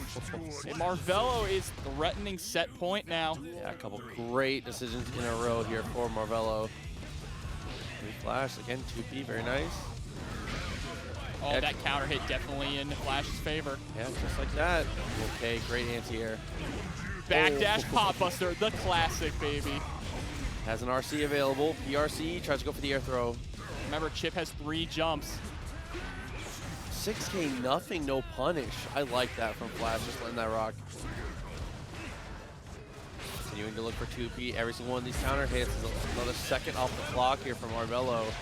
And you notice there how Marvelo, after the RC, just ran forward before pressing anything, trying to get as much wall carry as possible. That is very important for all characters in the game, but especially for Chipp, because of how fast his run speed is. He can just carry you all the way across the screen.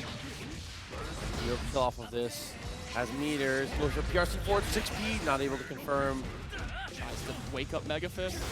Push connects. PRC, huge guess coming in. He gets him with the close slash. Was already committed to the backdash. Flash bringing himself back into this 2-1. Yeah, those adjustments were really good.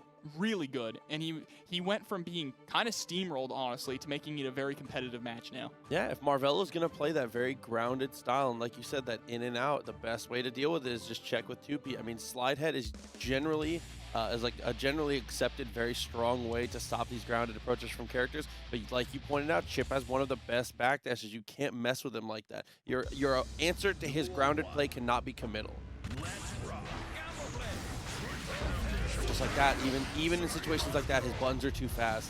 Yeah, slide head's not really being a factor in this matchup for Flash at all. All it's doing is really getting him killed. Block, PRC. Mean backdash. Yeah, with the 2K2D. Oh, nice backdash from Marvelo, though. He knows that Pop Buster is a threat after that 2D. All right, here we go. Yep, starting to throw out more 2Ps, but unfortunately gets counter hit. This is going to be a nice damage in the corner here. Wall break? Yep. Yeah, plenty of meter. Oh, Car grew at round start, but no, again, it cannot be committal. You have to be more careful about how you approach situations like that. Marvelo is threatening set point again. Flash has to dig up deep to bring this back. Mega Fist backwards, but he gets counter hit. Press to the corner, 5K twice in a row, able to get the throw. The strike throw is continuing, and Marvelo is cashing out on this. I thought he was about to go for a third throw there. Backdashes the back. Mega Fist in the corner. Oh, almost able to pick up after the conversion. After that counter hit, excuse me. J2K had to burst there. Yeah, kind of forced to. Can't really handle any more pressure at this point. PRC into the overhead. Marvelo continuing to press on, still has his burst. Yeah, now Marvelo has... This is going to kill right here. Go straight into super, yep. Don't even give the option of dropping the combo, just end the game right there. Marvelo takes it. Great stuff. I mean, that is Marvelo showing his Marvel roots there. It has to happen organically, and that, like FGC events, there's no other place for that kind of stuff to happen. That kind of passion to come out of someone, I want more of that. I've seen it again. I got my fix. I'm hooked again. I'm ready to go. I want more of that, but what we're about to get some more of is some more Potemkin action here. OmegaTomHanks immediately eating a counter hit Beyblade at the start. Your CFL. All right. Sorry, Juicy. I can't read. I don't know what that said. With the heat up connected, we're back to center stage here. Blood gauge very high for TestYourLuck. Has to be careful. Even on the hits, needs to be careful about how he confirms. And there's the RC. Wants to get that wall break. Okay, Stealthy for Potemkin having a massive health pool here with the highest guts in the game. Yeah, and TestYourLuck just utilizing JH to very great effect in this matchup. It chips out OmegaTomHanks there at the end. He got caught not holding FD. Fukio backwards into Beyblade actually forces a burst from TomHanks. Try to go for the far slash. Again, far slash is a very strong button for Potemkin in this matchup, but if they know it's coming, it's very easily answered. We're only 10 seconds into the matchup, and TestYourLuck is already at level 3 blood gauge here. There's the wall break. OmegaTomHanks needs to do something to get back into this matchup. The dash forward, mashing on P to break the armor. Dude, and when I said that Nagoriyuki has trouble answering armor, I meant it in the way that when you are traditionally playing neutral there, that is a hard call out from TestYourLuck. Fukio, jab, jab, jab, I feel like it's not something you see often, especially when you're getting close enough for far slash. That is a matchup-specific great call from him to know he was going to be close enough for that. Yeah, and so far, it's just been all TestYourLuck. OmegaTomHanks really needs to make some adjustments to get back into this, or we might see a 3-0. Eddie, I love you, buddy. Trying to see you win, CEO. We'll get to that in a second. 1-0, as said for TestYourLuck. Round start DP, very strong. Tried to go for the car pop buster. And there's a bite. This is party time. It whiffs Beyblade into bite. Oh no, almost goes for it again. That's underneath. It's going to be a burst from OmegaTomHanks. Good positioning here. Jumps over. Doesn't get much of a punish, though. Maybe could have linked 2D. Oh no, drops. He dropped the far slash, which made him pop because he wasn't able to get enough blood back. RC's forward is continuing to be the aggressor here. Tries to go for a gold burst so much in a row there from TestYourLuck, but he managed to survive. That's all that matters. Yeah, but he lost a lot of blood in that. Reversal super is going to take it. Oh, TestYourLuck played the blood rage there actually so well. Spent 100 meter in a burst to keep himself safe, but that is so much damage off the round start. Yeah, and getting that far slash combo to get the blood back. Yes, Tons of damage. Half the life already gone. Slide head connects though. TestYourLuck backdashing, afraid of the throw. Oh! Megafist backwards up to the PRC. Counter hit, goes for another one, and into All a combo. all true combo. Oh. Oh no, grabs him again, and that's gonna be it. Dude, OmegaTomHanks, so a very common situation there is 6K into Garuda, being able to stand them up, guarantee that meaty Garuda, but going for 6K nothing like Pop Buster is one of those once in a set techs. That is definitely a early check. It almost always works the first time, but you'll never get him with it twice. Absolutely not. Like Mr. Freeze in Yeah, Batman seriously. games. It doesn't work twice.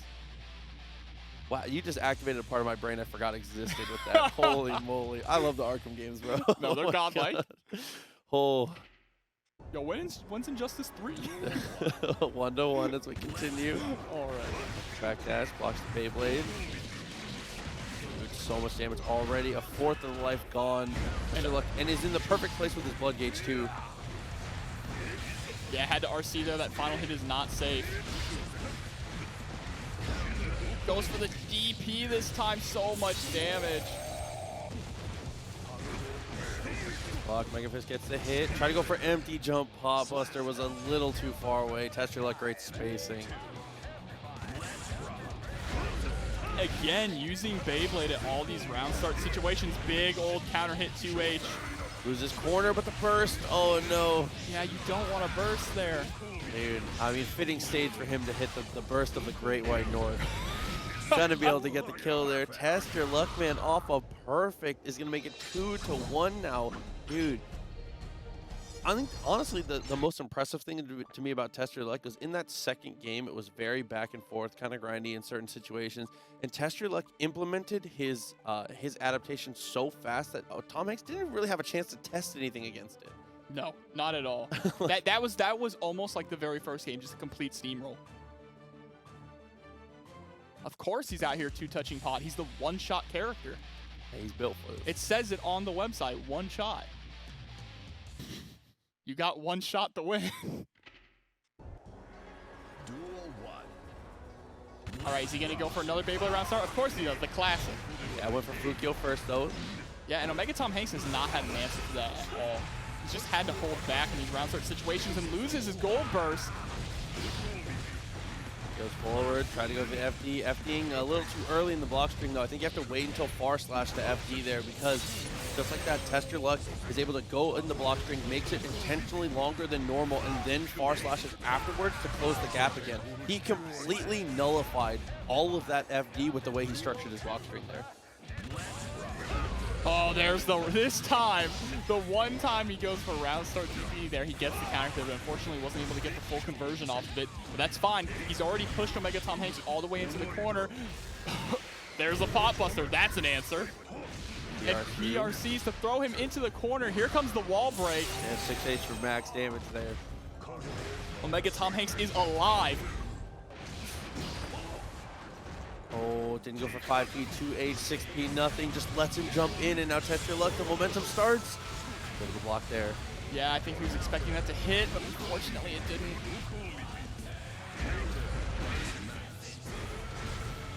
Okay, love the delays. Blocks the, that looked like a cross-up Mega Fist. And it was able to allow him to take the corner too. And there we go, the classic PRC pop buster. You love to see it. Yeah, evening up the rounds here. TomHanks has his burst too. Round start DP is a factor. No, just 5K. All right, there's the answer to Beyblade. It's backwards Mega Fist. TomHanks is starting to figure things out here.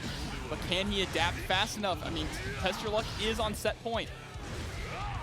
Well, not a lot of time for experimentation here for TomHanks. Going to go for the RC upwards. There's going to be a burst. I mean, you can visually confirm that if your red RC doesn't make contact with anything, you know a burst occurred.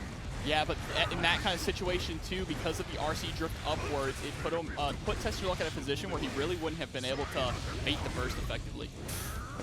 6H, nice evasion. Another clean connection. This is going to be an RC. And shout outs to Stir Crazy for the resubscription, 6 months. We see you out there. Thank you so much. Stir Crazy, man. Thank you. Appreciate you a lot for always being around me.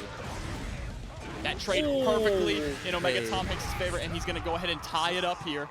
Yeah, able to find another pop buster here. And again, they're just kind of swingy on the matchup. Once you get pressed to the corner, it becomes nearly impossible for Potemkin. The only place that this matchup feels doable is when you're like standing distance mid-screen there. It's just, once you get to the corner, if he knows how to Fukyo and knows where to Beyblade, it just never becomes your turn.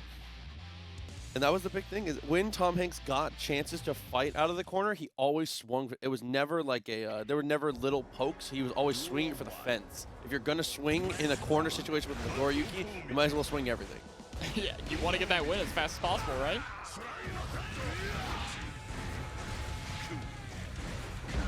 Oh, counter hit 5H. His health bar is melting. Able to backdash the Garuda there, maybe mistimed. It was just a little too far away. That was the issue. Of course, he tried to car it to get closer, but just not close enough. There's the massive fatal counter to H, and that's death. It's Test Your Luck again, back at a check situation.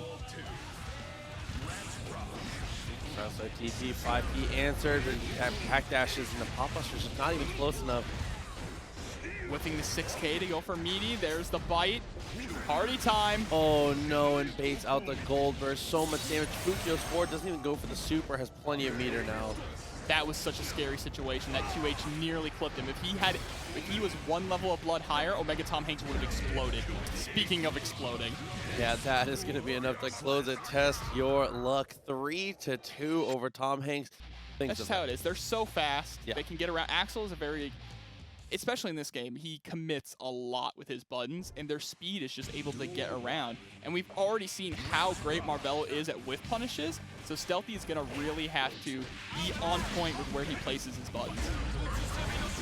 An early burst there from Marvelo. Okay, good push away. A lot of damage already down, though, like we said. Chipp, kind of a glass cannon here, not having a lot of life to play with in these situations. He's going to be able to burst out of there. Stealthy is holding his own. There's the Bomber. Bomber does so much damage to Axel. That is the great equalizer. Okay, Snail, that's a good idea there. Oh, and jump back K. What an answer to that attempted jump in from Marvelo.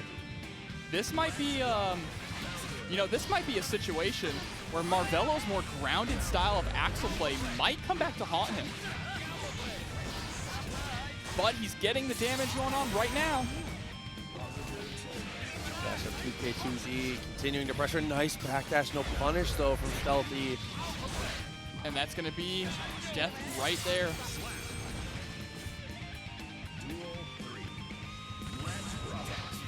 Nice. Okay, round start to stuff out Chipp's offense. Oh, got the cross up, and the cross up luckily kept the corner, but now Alpha Blade puts him back into a kind of a compromised situation, but it doesn't really matter. The positioning doesn't seem to matter for Marvelo here. He's just not coming up for air.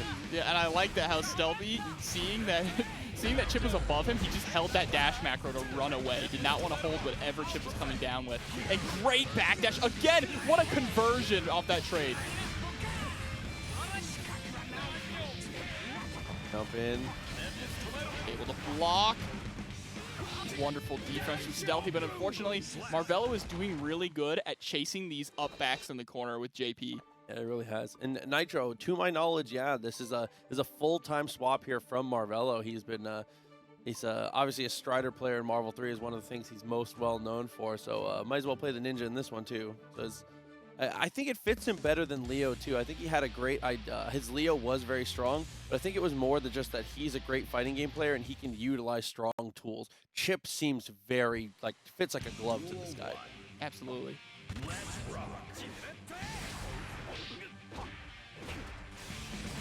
All right, Stealthy back in Axel's home in the corner here. This is going to be a familiar sight to see in this matchup, so get used to it. Use this Gamma Blade to keep the plus frames. Great air dash out of the corner there from Stealthy. Okay, watching the press forward. Try to make the burst there, it looked like. All right, a little bit of a mess up there for Marvelo. Ends up putting himself in the corner. Now Stealthy can capitalize here, but the huge jump into the JD. I'm not able to capitalize for long. There's the burst again, continuing to be a menace here. The fast RC has dealt with Marvelo's defense is so good, and the offense, I mean, you can just see the results here. Yeah, and Stealthy holding on to the burst, saving it for another rainy day.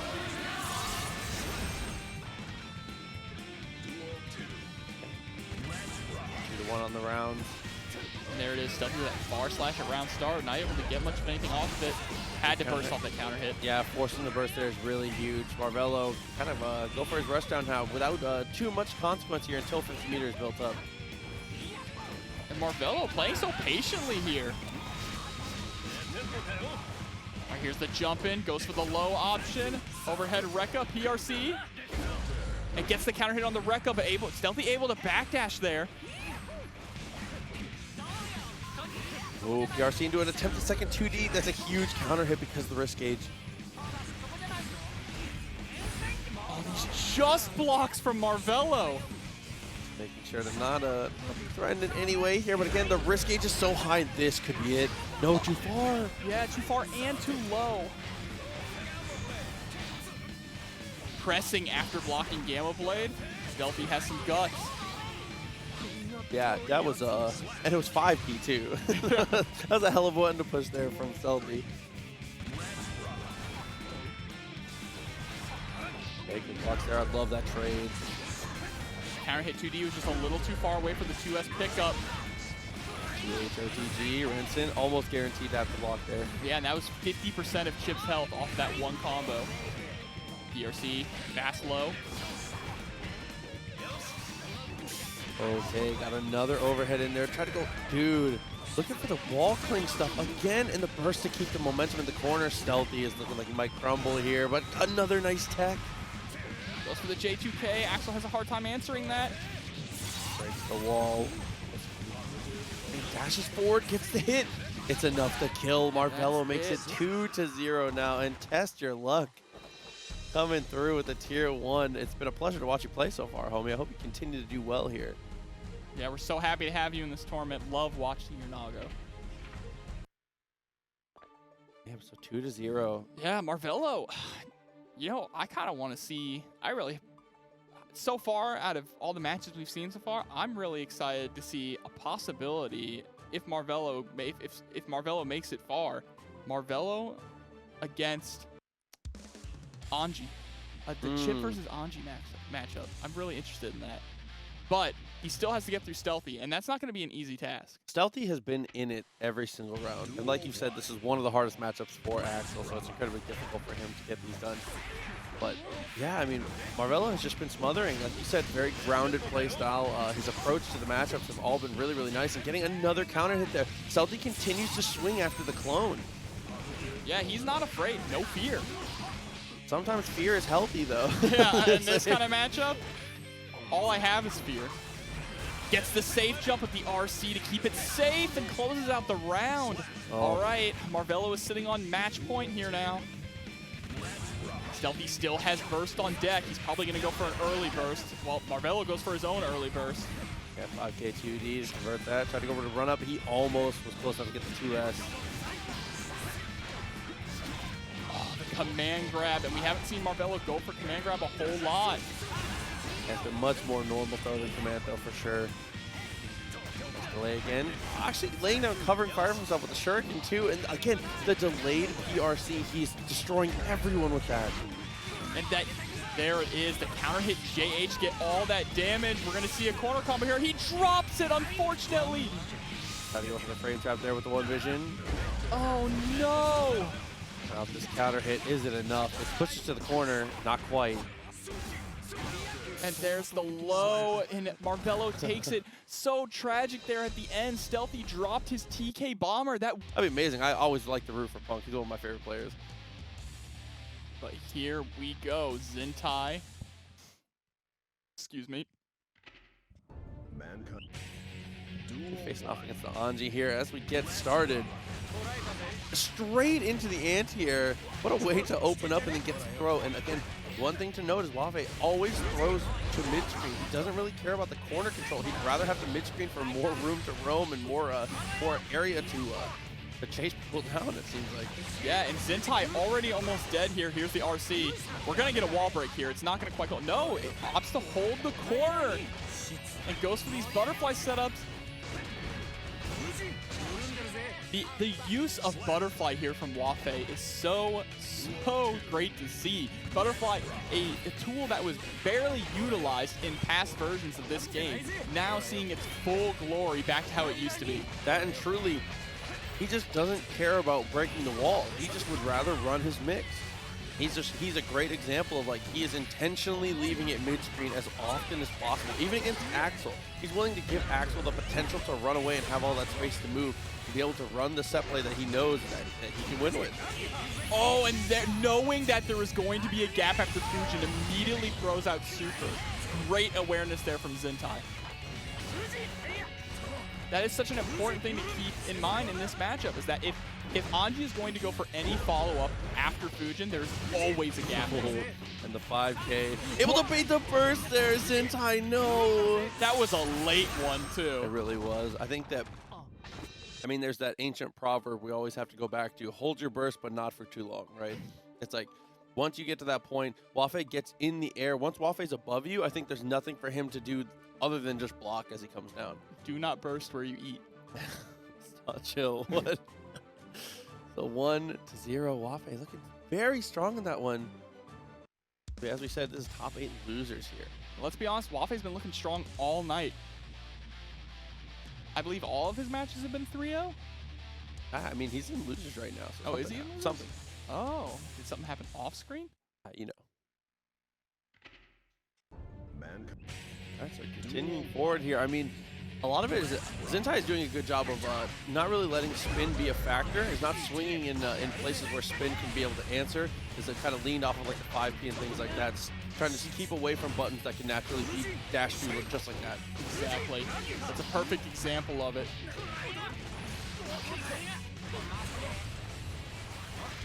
What an air from way back town. No cancel from either player. Again, no cancel. Using the PRC to pick up. Are we going to see a burst bait here? Is he going to go for the full wall break? Oh, perfect. That's a great place to burst from Zintai. PK2D, PRC backwards. Double jump into nothing, knowing he does not want to get anti-air that close to the wall. Oh, trying to go for the Fujin again. He's doing such a good job of pressing Zintai, but unfortunately it's not leading into much damage, but here's a chance, a great opportunity. Yeah, he was just a little too close with that 2H, so Anji's spin was able to perfectly just allow him to get in for free and punish with that Fujin. And you see Wafe loves to go for these DPs at round start. He knows if he gets that counter hit, that health bar is melting away. But it continues to be a menace here, looking for can off which 5D is actually dealt with 2K. And there we go. There's the snail to create some space. Now Zintai has some room to work with. Takes the corner. Starting to press from the air with JS. Counter hit JH. That is going to lead into a full combo. Oh, trying to go for command throw. Not going to happen. Gets the overhead. So much damage incoming. We're already to the corner. Going to be able to break the wall. The super, no. The last hit missed, and that is going to connect. Go for command grab? No. And it looks like Wafe was expecting the command grab there, so went for the jump. And of course, that is a kind of a rock, paper, scissors situation. If you try to jump when expecting the command grab, you will get hit by Renson.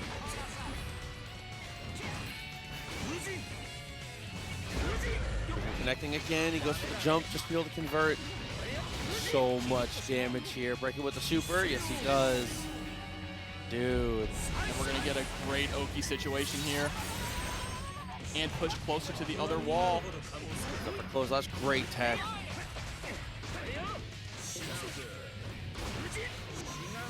PRC goes for the low option instead of going for the fuzzy. Oh, and is able to get the back throw once again. Wafe continues to impress and makes it 2-0 now. Zintai's kind of in trouble here. He is. He's playing, like we've been saying it so much all night, but he is playing well. It's just that Wafe is really capitalizing on every single interaction that he wins. And he's able to press his advantage, get these massive damage, and Axel, not a high damage character unless he's hitting those Axel bombers, but he's not getting the opportunity to because all his damage is coming from more mid or far range. And I mean, that's kind of where we're at with Guilty Gear. Is the honeymoon phase is over. The matchup inexperience excuse is gone. There's no none of that. We're getting to the point where everyone is really settled in, and everyone who's here is here to stay and here to play. Dude, Wafe is just, again, I hate to press on it again.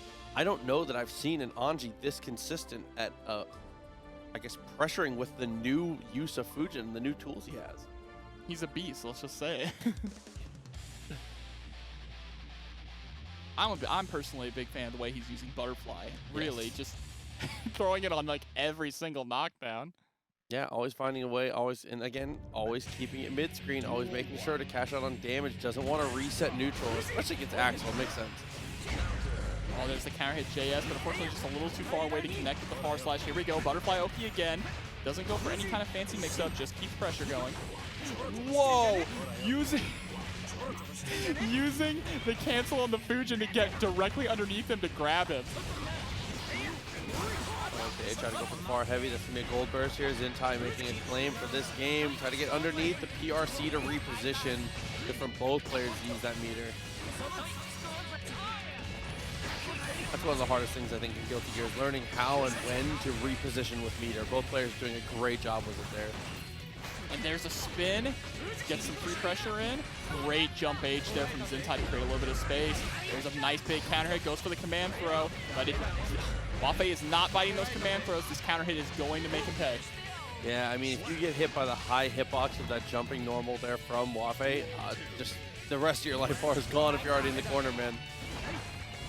Punish, not quite a counter hit, so he was not able to confirm off of that.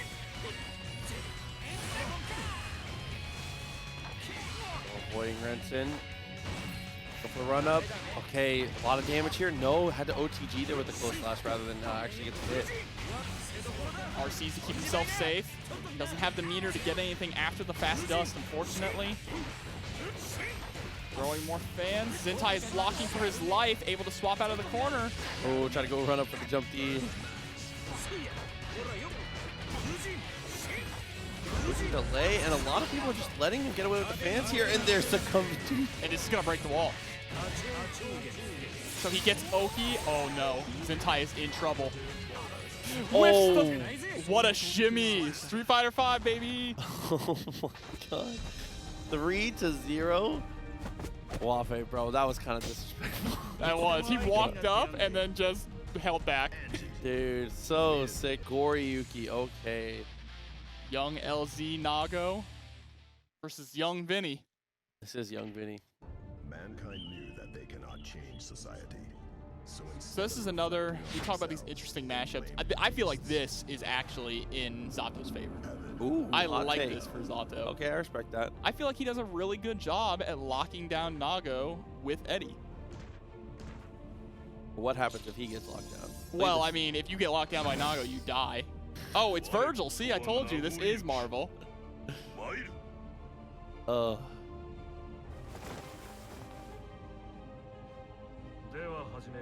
Now, Vinny, don't press 2P at start. Don't do it. Yeah, it's not worth it. Okay, he jumps back. Just concedes. I was going to say, there was a moment of silence, please, just in case. Pierce at the start. Invite Hell to follow up. Already pressed to the corner. Out of Eddie Gauge now, though, so wants to stall. Oh, the 5H whiffing. Didn't have enough blood to make it hit. Backdashing the 6H. That double Fukio didn't work out. Vinny goes Pierce into Frog. I like that, knocking him out of the star up of his Shadow Clone. And he's able to lift the break. Invite Hell. I like Invite Hell, like kind of randomly in neutral, is able to stop a Fukio if they try to go for something brave. I also like the Pierce. Here we go, Sword, maintain the pressure. Nago can't really do much. He's sitting on level 3 blood. Here's the wall break. Yep, Amorphous, we're gonna break this wall. He was able to go for the unsummon, so now plenty of Eddie Gauge for this. Immediately uses Pierce to maintain pressure with the Oki. And that's going to be first round for Vinny. Yeah, just perfectly managed Eddie Gauge there. Summons with a Pierce, that's 25. Drills for 50. Frog for 50. Is perfect management to be able to get to the corner there and get the kill. You see, that's the thing. I feel like Zato really just needs to... Obviously, things like Beyblade or the new upgrade to the Shadow Clone will allow Nago to get out of Zato's pressure, but all Zato needs to do is to survive to this situation where Nago is sitting at level 3 blood, and he can no longer just let the Beyblade rip or throw out the Shadow Clone without fear of popping. That is where Zato can excel with his pressure on him. Oh no, he's able to get the blight though. Tries to go for a second one. That's gonna be an answer from Vinny G. He blocks the burst. Blocks the burst and takes the corner too to top it off. Takes extra damage. Go for the 2S. Oppose actually stops the clone. 50 meter available. He goes for the super dash. Leave it to a DBZ player. Oh, nice block on the second overhead, but it's not going to be enough. Young LZ get a little too much pressure. Vinny G taking the first one down. Yeah, pretty convincingly too. Because you see, there's not much that Nago can really do on defense when he has level 3 blood. And with Eddie on top of him, he's got to kind of hold that. Yeah, absolutely. I mean, he has options to like mash like 6P, 5P, things of that nature, but it feels like mashing against Zato, if the Zato player is pretty well established or already has, if they don't have Eddie out yet, the reward sometimes just doesn't feel worth it. I mean, if you can break Eddie, it's a super good decision to be able to get a swing in, even if you just poke him once, but if Eddie's not summoned yet, sometimes it's just not worth the risk. Duel 1. Right back at this round start situation. Oh, it goes for the 2P this time, and Young LZ's respecting it.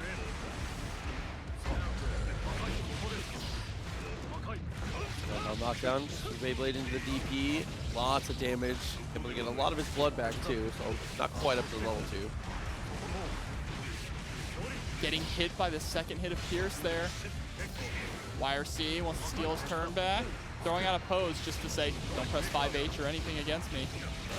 Press to the corner, he's going to be forced to use his own burst here. 2S counter hit into Invite Hell. Pierce has answered so smart there. One of the best points to be able to match. I like this, using Invite Hell to try and keep him locked down in the corner when he's too far away.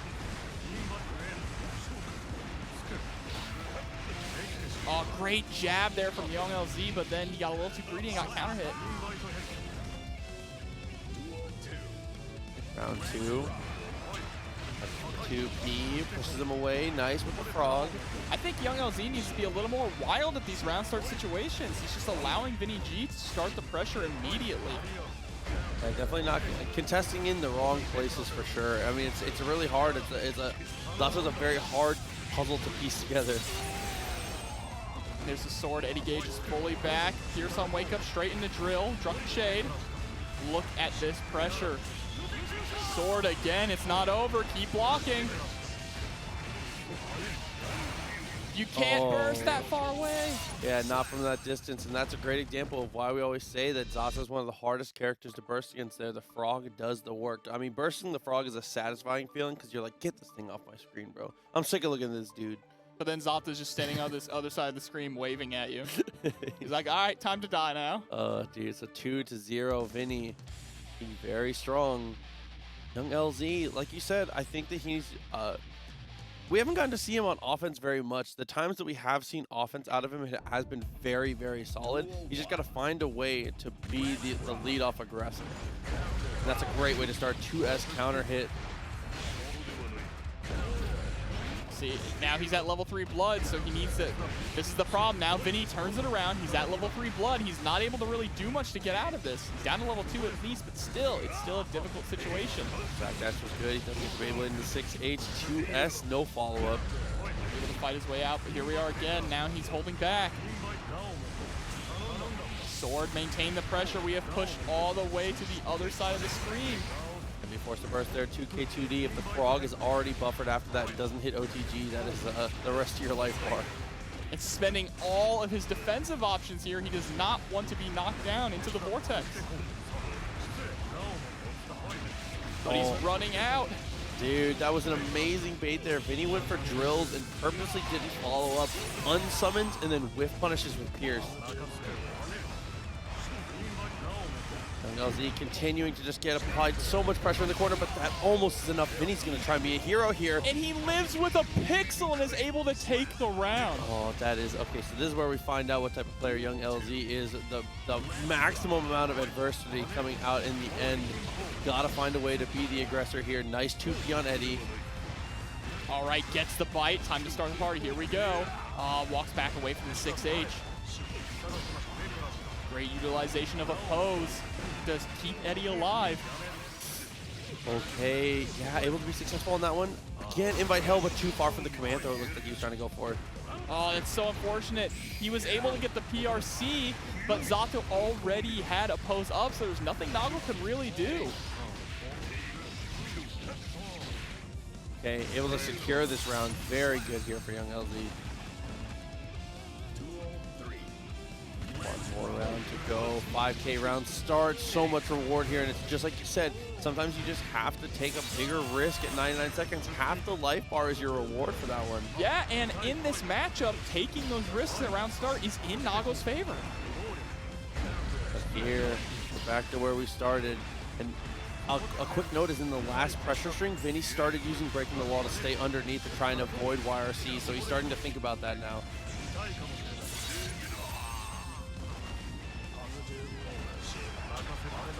As to oppose, try to go into the drill. Good answer there from young LZ.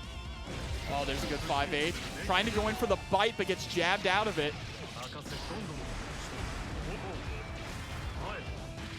Oh, throwing up a pose and comboing off the throw, baits the burst, and young Vinny will take it. Dude, I mean, young LZ, at the end there, that last burst, you cannot fault him for that because it is better generally to use your resource incorrectly and make your opponent prove that they can punish it. But here we go. We're gonna see if Stealthy could learn from the past matchup. Maybe he was watching, take some notes, see how he can handle Wafei's pressure here, handle the neutral situation. Early on, not looking very good here. 2K2D is a better answer though. Back to the wall is a situation we see quite often. He's able to get burst out of him. Yeah, and punishes it to boot. The command throw. He's going to follow up. He's going to save his meter. Tries to go for the run-up throw.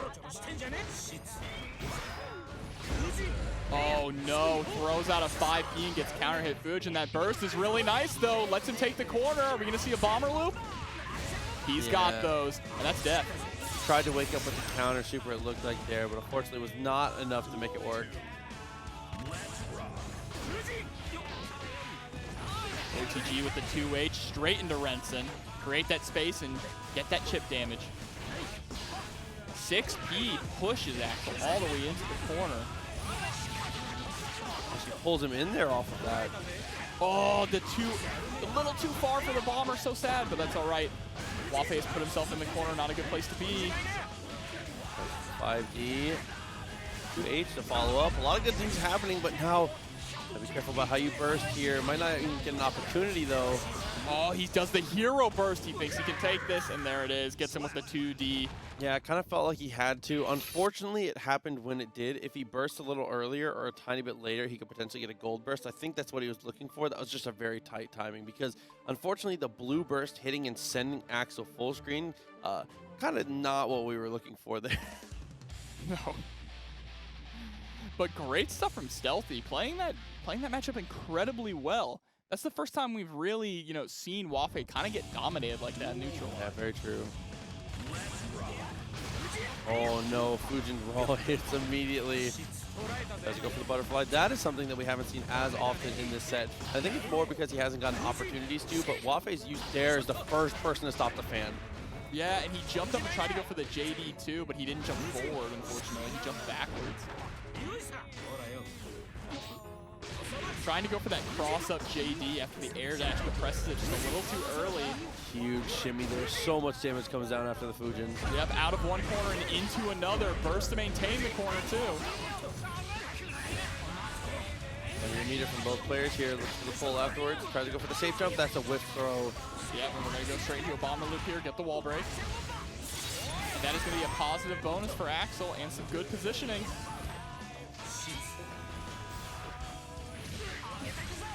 Movement from Stealthy. That was scary. The bomber actually won that out. Yeah, wow. The JH just winning enough. Wafe just barely couldn't reach him. Get the empty throw. Into the safe jump. Spin through with the 2D punish. That's what I'm talking about. Yeah, but from that distance, wasn't able to make him block the butterfly. 2S, a huge amount of damage off of this. Again, Anji, a heavy character, and full run-up throw. Full screen. My man jogged a mile across to throw this, man. That, and he has a full screen command grab, but he was like, nah, I'm coming over there. Yeah. It's like... Yeah, he full screen grabbed. Oh, man. And that was interesting, too, because it was the threat of one vision. Yes. Running forward at him with one vision, you're going to hold back because you're not sure what's going to happen. This is tough, though. Like we said, this is the first time we've seen anyone really kind of handle Wafe. A lot of it has been Wafe kind of checking people with different knowledge things when it comes to Anji, or just straight up bullying some players. But Stealthy has had all the answers.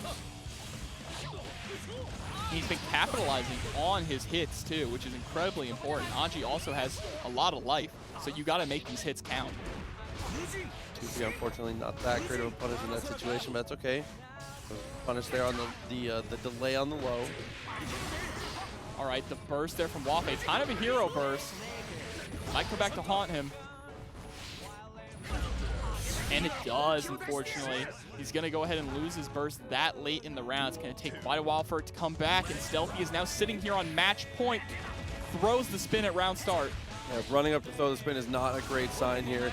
He's got such a good read on the defense, but now this is that set play that's been winning so much for Wafe, and he doesn't get a chance to really execute it. The air throw there from Stealthy.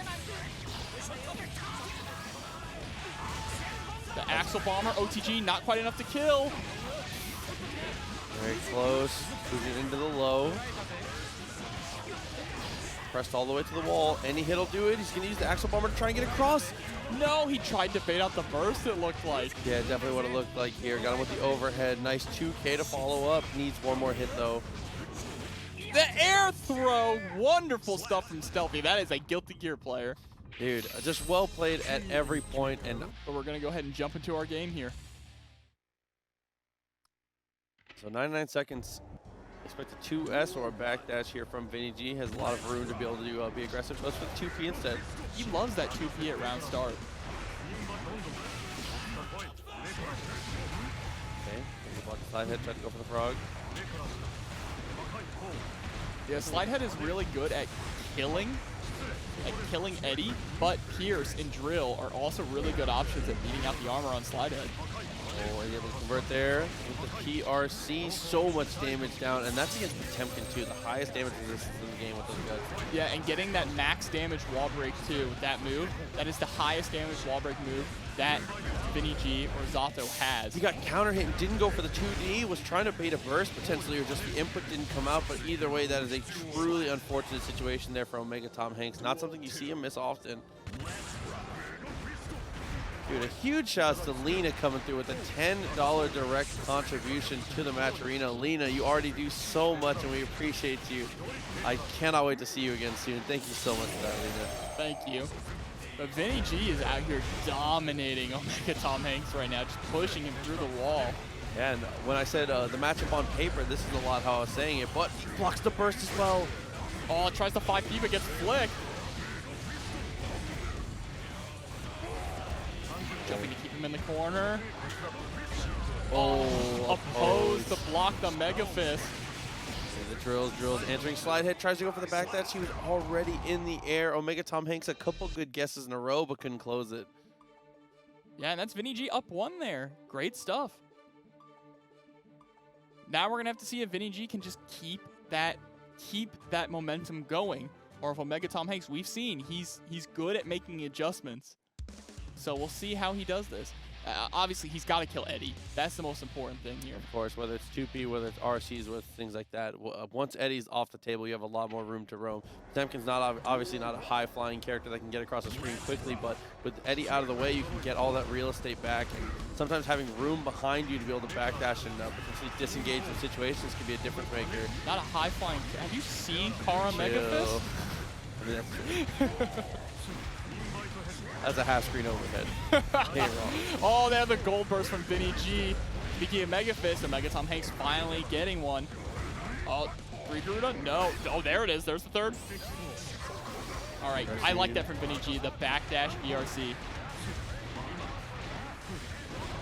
Now, Mega Fist that's another great Mega Fist there. That Mega Fist was able to kill Eddie. This is going to allow OmegaTomHanks to start some pressure up. Pop Buster again does not work out. Vinny is just a little too wary on some of these situations.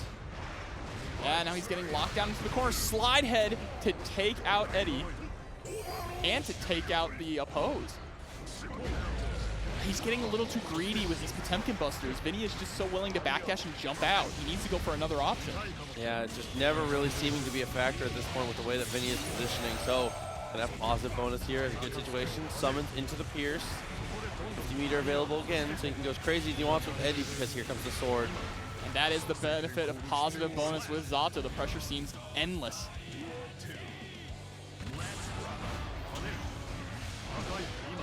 Gets hit by the overhead, but Vinny G wasn't ready to convert off of it. Here's the command throw, gonna build his Eddie gauge back.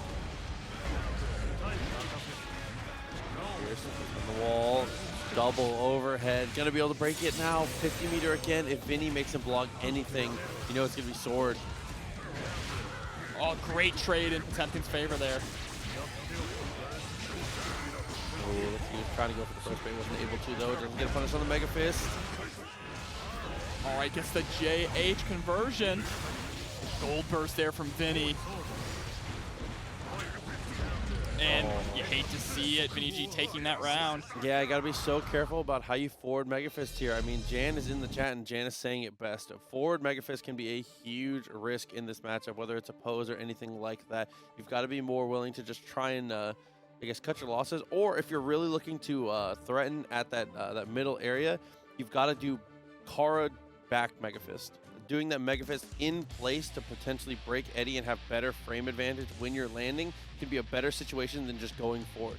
Being as close as possible is cool as Potemkin, but it's not always the right call, right? Especially when oppose is a factor. If Yeah. you just Mega Fist straight into oppose, you're going to get blown up for it. For massive damage. Did you hear that scream from Eddie? What was that scream? Try to go for the big follow-up there. The block frog YRC. Nice block into the punish with the Pop Buster. Paul tries to go for the 6K, but then he just jabs out of it. Vinny's starting to get rolling with the unsummons here. Goes for the BRC. Nice conversion. Yeah, picking up with the frog.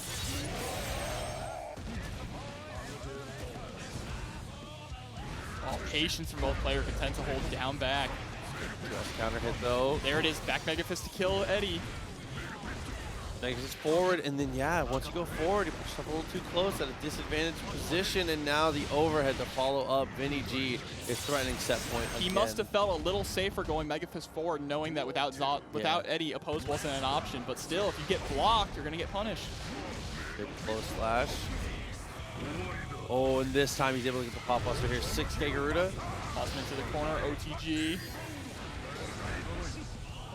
You gotta hold back. And Chipp is getting to be a factor here. Back Mega Fist gets answered that time, but that's okay. Even when back Mega Fist gets answered, the situation is better because he goes back Mega Fist there, trades from far, ends up a little farther away, he's not in pressure anymore. All right, there's the forward Mega Fist again. Forward Mega Fist has not been working out for him. We've been saying it time and time again, but every time he does back Mega Fist, it pays off. Oh, with the command throw. Okay, so he's going to get a lot of this Eddie Gage back.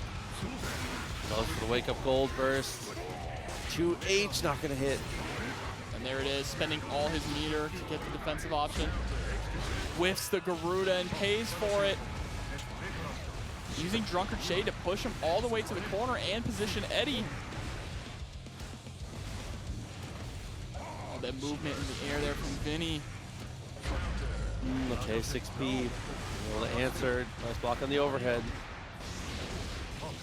Oh, catches him with the second hit of a pose. Here's sword through the wall. OmegaTomHanks is in danger now. Someone straight into Frog. Being able to deal with that. Oh, Throws him no. into the corner. Oh, chooses not to go for the Garuda. It's just going to try and let him up. Vinny drops it. Still alive. Yep, Able to deal with Frog. Had to RC there, it would have been it. Burst by Vinny to stay alive. Oh, and you saw he did breaking the law when he was underground there because he wanted to, just in case he jumped over. All right, let's see as we get into this though. Chipp versus Nagoriyuki. I mean, not to point out the elephant in the room, but if Chipp gets hit by anything, he is going to explode. So he needs to be very, very careful. This is going to be the ultimate test of Marvelo's in and out patience. Like you said, he's been playing it very boxer-like. But now he's playing against someone who is swinging a little harder than the other people. This is prime Mike Tyson on the other side here. But Please don't get hit. He's going to have to be even more aware with his in and out game plan because remember, when Nago's blood gauge goes up, his S and H normals get a little longer. So he's got to keep that in mind and space things out correctly. But he hasn't even been hit, and he's already lost about 25% of his life from Chipp alone. Wow, early pop here from TestYourLuck. And Marvelo's just going to hold down back. Incredibly smart stuff. Just let the Blood Rage do its work for you. Yeah, taking a lot of Chipp in that situation, but that's okay. Half-Life again, like you said, with only really getting hit once this whole game. Doesn't matter too much to Marvelo here. Able to convert, can't kill though. Oh, and bite after the YRC. Oh no, and this round has just become a disaster here. TestYourLuck, actually, he's able to kill him off of that. Yeah, that's it. Over. Wow, so a round that just looked over, man, closed out by TestYourLuck, and what a 5K to answer the Alpha Blade. All right, great whip punish there from Marvelo, pushing TestYourLuck all the way into the corner here yet again. Counter hit on the low Rekka. Tough cage, big trade, forced to burst in that situation. Just another knockdown. Marvelo has turned up the heat this round. Not able to get a full wall run combo due to the scaling. The amount of wall damage that had already happened. Remember, one thing to keep in mind when it comes to breaking the wall, it's not just the damage you do in the corner, it's just damage overall. Each hit has a different factor to how much it breaks the wall, even mid-screen. Yeah, so your combos need to adjust for that. About to put the jump H twice in a row, is not able to convert this time. Landing same side, sends the clone and gets the command throw. Again, we don't see that often from Marvelo. Break through the wall with the Rekka. And patience there from Marvelo. There we go, seeing the Fukio forward and immediately jabbing. Taking his turn back. Punishing the far slash. This might be enough to kill, actually, depending on how it ends. Not quite, just too much scaling. Round start 2-8, goes in the auto combo. Yeah, maybe it's pushed him too far away here. I don't know if he's going to get an opportunity to get a bite in. Oh, there's the burst. Big counter. Double Fukios. What happens next? all TestYourLuck needs is one more hit, but the 6P. Marvelo taking the first game. Yeah, continuing to stick that palm out. A great anti-air as he rocks, dude. With these two fighting it out, I mean, watching the way that both of them are playing, it very clearly well-deserved to be all the way up here at Winners Finals. Absolutely. So I believed in TestYourLuck at the end there. He was so close to just taking that back. He had it for sure. 6P a little too clutch though. Marvelo taking that first one. Duel 1. Getting into this next game. Round start, 5K attempt there from TestYourLuck. Marvelo able to evade. 5K is just an all-around, no matter the matchup, really solid round start button for Nagoriyuki. His 5K is so clean, so clean. It's definitely like the lowest commitment you can make. Yeah, and you get a lot of reward off of it. The knockdown, Alpha Blade for the attempt at the cross-up, close slash, answers everything, and then the bite to boot. Marvelo with the wall broken. Not going to have a lot of life to work with here after the break. Yeah, if he gets hit one more time, this is it. Oh, another bite, but he didn't have enough meter to RC it, unfortunately. YRC the Beyblade, get off me, 6P. Plenty of meter here. Backdash away from the Beyblade, gets the counter hit. Spending the RC just to make sure he gets to the corner here. Tries to go for the wall cling mix-up, not able to get him, but still on the reset. Didn't have enough meter for super. The next hit is going to decide this round. But So Chipp is a factor, gets him with a fast overhead. Yeah, just taps the 5D. Very, very nice stuff.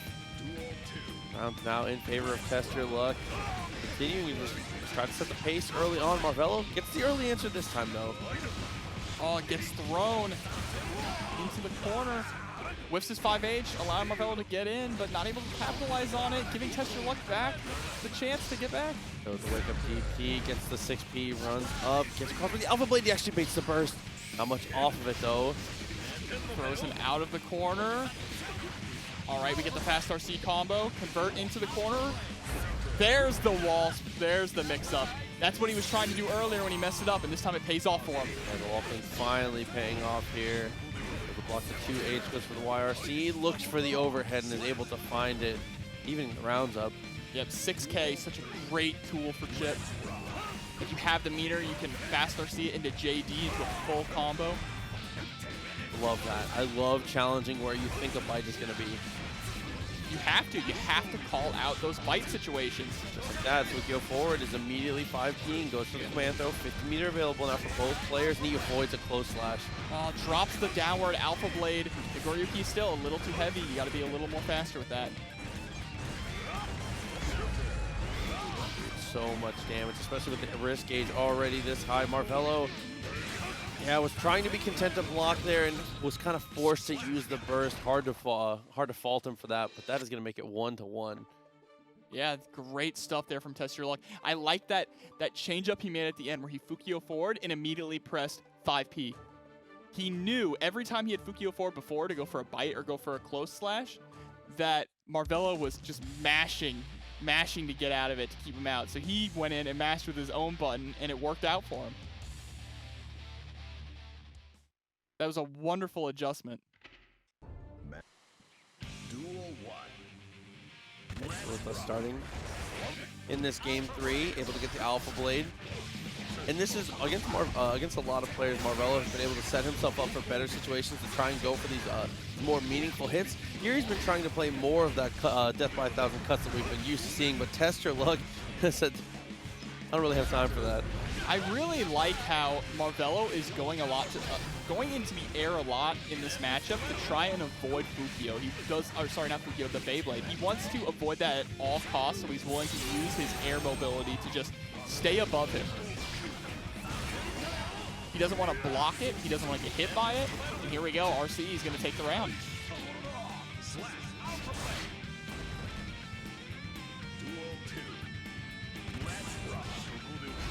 Go backwards into the clone. Very plus there if it's blocked. Unfortunately, not able to be blocked. And that is the wall breaking. Half the life gone. Positive bonus now. It's hit by the 2H straight into bite RC. And just like that, TestYourLuck takes that round with a perfect 90 seconds. Yeah, I mean, sometimes, you know, sometimes you can get Fukio'd on. It can happen to you. Another bite. Trying to go for the bite more often now. Blocks the burst. This is going to carry all the way to the wall. Marvelo doing a much better job here. It's going to be Wake Up Super. Is that going to connect? It does. No. It catches him just in his teleport. And that's Test Your Luck, up 2-1 now. Yeah, I mean, a lot of that is just cashing out on damage. He's started to be the aggressor in more situations, stopped Marvelo from being able to run his mix-up game. Things like those Wake Up 2Ps, and just, I guess, better control of the skies with a more preemptive 2H, just stopping Marvelo from really getting rolling. Absolutely. And Marvelo that time was really not answering bite at all. He was just allowing Test Your Luck to get away with bite this time. Duel 1. Just showing the option that I'm not afraid to dash forward and press E to counter yours worked out. And it allowed him to get bite off so much that game. But now Marvelo is on the offensive here. Big counter hit JD into the burst bait. We're going to go to the wall now. Max meter here should be able to kill. Has RC to cancel at the very end if he wants to. Should. No, it does not. Still able to get it though. With it perfect of his own too, bringing it right back. Age dealt with. Jump 2K. Wow. Marvelo continuing to mix up the pressure in so many good ways. Yeah, we're seeing Marvelo being a lot more airborne than he has been all night in this matchup. Using a lot of JD. Commando is going to get counter hit big time for it. Test Your Luck. Yeah, Test Your Luck sitting pretty at 3 bars of blood. He's got to be careful here. Up with the red RC, goes for the wall run combo. Plenty of meter here. He's going to drop the combo intentionally and go for the mix-up. He gets put into the corner himself. Might have been a better idea just to break the wall. Test Your Luck has gotten so much blood back now. Look, he's all the way back down to 0. Tried to find the 2H twice in a row. Has a burst available now too. Looks for the tap 5D. Couldn't get it. Jumps over and gets a clean hit. Marvelo is going to even this up 2-2.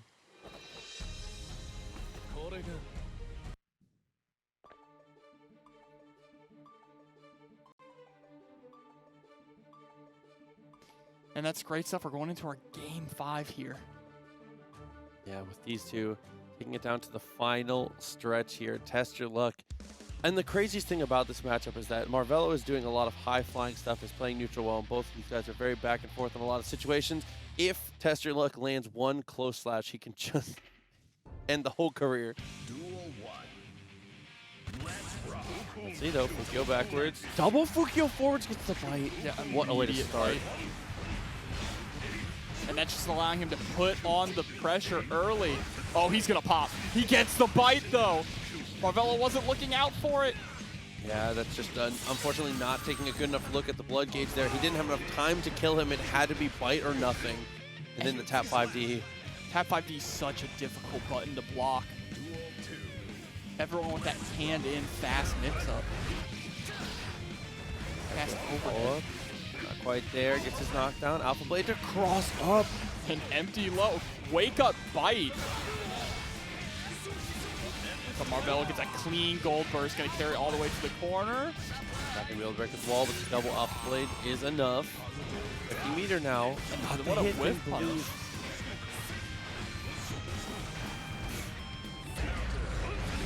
Clean 6P. All that damage off of just a counter hit 6P there from Nago. Okay, but max meter here from Marvelo. Push to the corner. Here comes the super. It should be enough. It's going to be very close, though. Not quite. It's going to be a sliver. Oh, no. Blocks a safe jump. Can't block the Alpha Blade, though. Final round between these two in this Game 5 Winners Finals. This is what you'd love to see. 2S follow-up. Trying to go for the 2H. Nice attempt at the fight, but Marvelo punishes. Oh, not able to bait the burst, though. We're back in full screen neutral situation. Oh, jumping in on his Fukio forward. Oh, it doesn't have quite enough of a meaty 5K. It just allows Test Your Luck to jump out. And now he's oppressing him with these S and H buttons. Yeah, still so much chip coming down. Goes for the JPs, Alpha Blade cross up, nothing to follow up, and TestYourLuck wakes up with a throw. Just puts his face into the floor, sending him to the loser's bracket. But we're gonna go into Vinny G versus Stealthy here. Axel versus Zato. Yeah, something we've seen a couple times today already. Birthday train. And Birthday Train. Respectable. Bless. Respectable. Bless. Gotta bless a good set with great music, you know what I'm saying? Oh, it's the vocal one too, yes. But all right, Stealthy starting off good. Already playing neutral incredibly well. Vinny G's already down to about half health. Pushing the half screen, 2D for the knockdown, the 5 Ps. Dude, and Stealthy just seems to have an answer for everything already. And they're using the JP to stuff Eddie's frog. He missed his, oh no, he missed a bomber though. He missed a bomber and now all of a sudden Vinny G's on his feet. And here's Sword gonna keep up that pressure. All right, great defense here from Stealthy. He just needs to stick out one button, and there it is. That button is JH. That was terrifying, but he is able to escape here. Again, Vinny loves that 2P at round start just to poke it out. Gets hit by a big counter hit 2H though. This is a pull. Gold burst from Vinny. Yeah, it looked like Stealthy wanted to go for the run and throw after the pull. Speaking of throws, there's an air throw into safe jump. Yeah, he's going to settle on that air throw instead. Tries to go for the command throw. Oh, the super dash from Vinny. Not able to convert off of the counter hit though, unfortunately. Would have been a little too sick. Oh, tried to go for it there, but wasn't able to quite get across. I mean, that is a really unique way that he's using that. It seems like a character like Zato that normally wouldn't have the tools to be able to punish that command throw is using that 50 meter. And like we said, I mean, that was the joke I was saying all day ago to you, is leave it to a Dragon Ball player to figure out a way to super dash in this game. Yeah. Vinny is doing God's work for everyone, doing the legwork on finding out how to punish this stuff. Yeah, it's really the only way that Zato actually can punish from full screen like that. A lot of other characters can air dash in and punish him for it, but Zato, of course, his air dash not being an air dash, being a fly, is way slower. Not fast enough. Let's see as we keep going here. Stealthy in pretty firm control for the most part. And Vinny using that FD break in the air to change his momentum, that is the hallmark of a very good Zato player. So 6P to beat the 5P.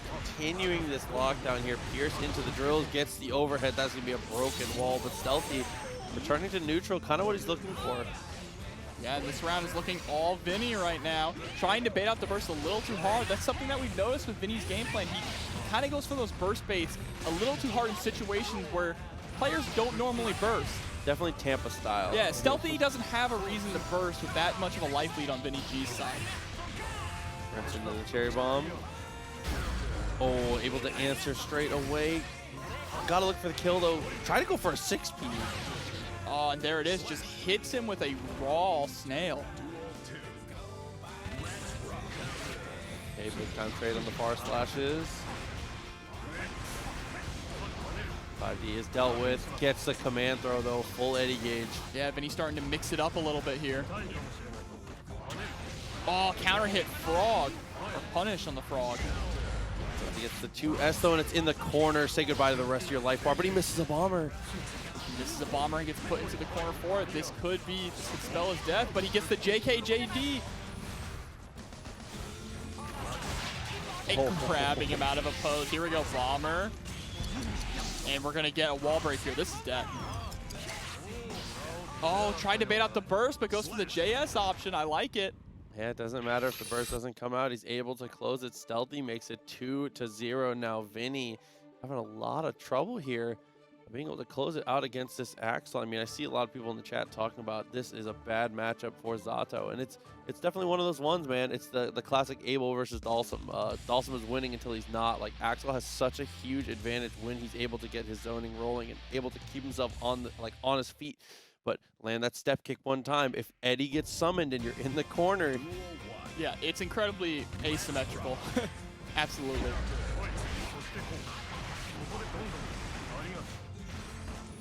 Try to go for the 2H. Nice knockdown. Yes, they'll be able to start fighting his way out of the corner here.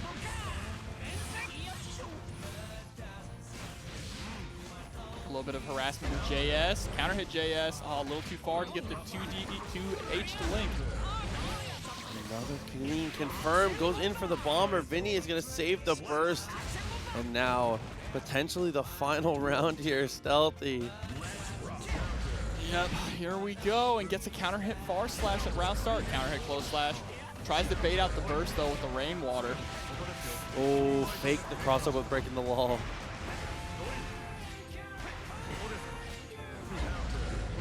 Counter hit far slash. All right, using bomber PRC to get out of the corner. Oh, try to go for a big cross up there. Vinny is forced to use his burst now, sends him full screen, double oppose, and gets the command throw. Yeah, full, just run up full screen command throw. Party that time. means Eddie's back. Catches him with the Pierce. Able to get the kill off of it, so evening the rounds up now. Vinny has to win this one to stay alive.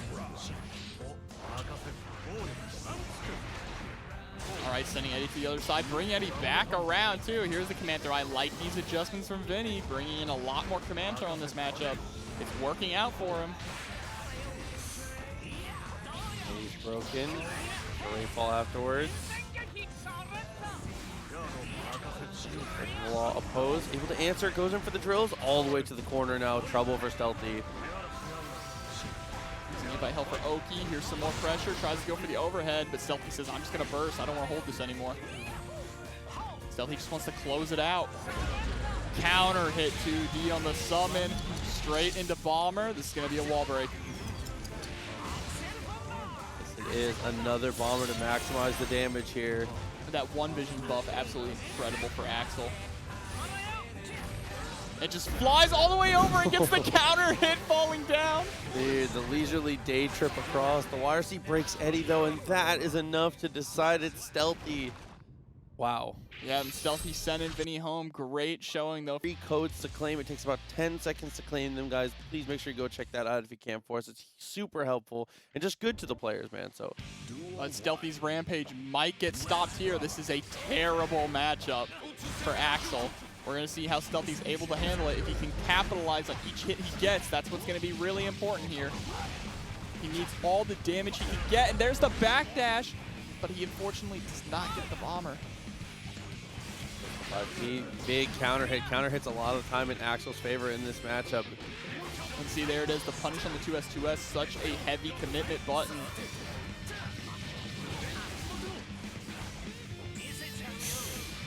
BRC forward, and the slowdown of the BRC allows him to land after the JH to get the 2K into a full combo. Just so sick at every single point and is able to get the kill. Okay, Marvelo. And starting to get ahead. Oh man, what a confirm off just an anti-air 5P, pushing all the way into the corner. Downward Alpha Blade hits, gets the cross up. Yeah, looking really good here. Just blocks the 5P as well. He's on one right now. Looking so good.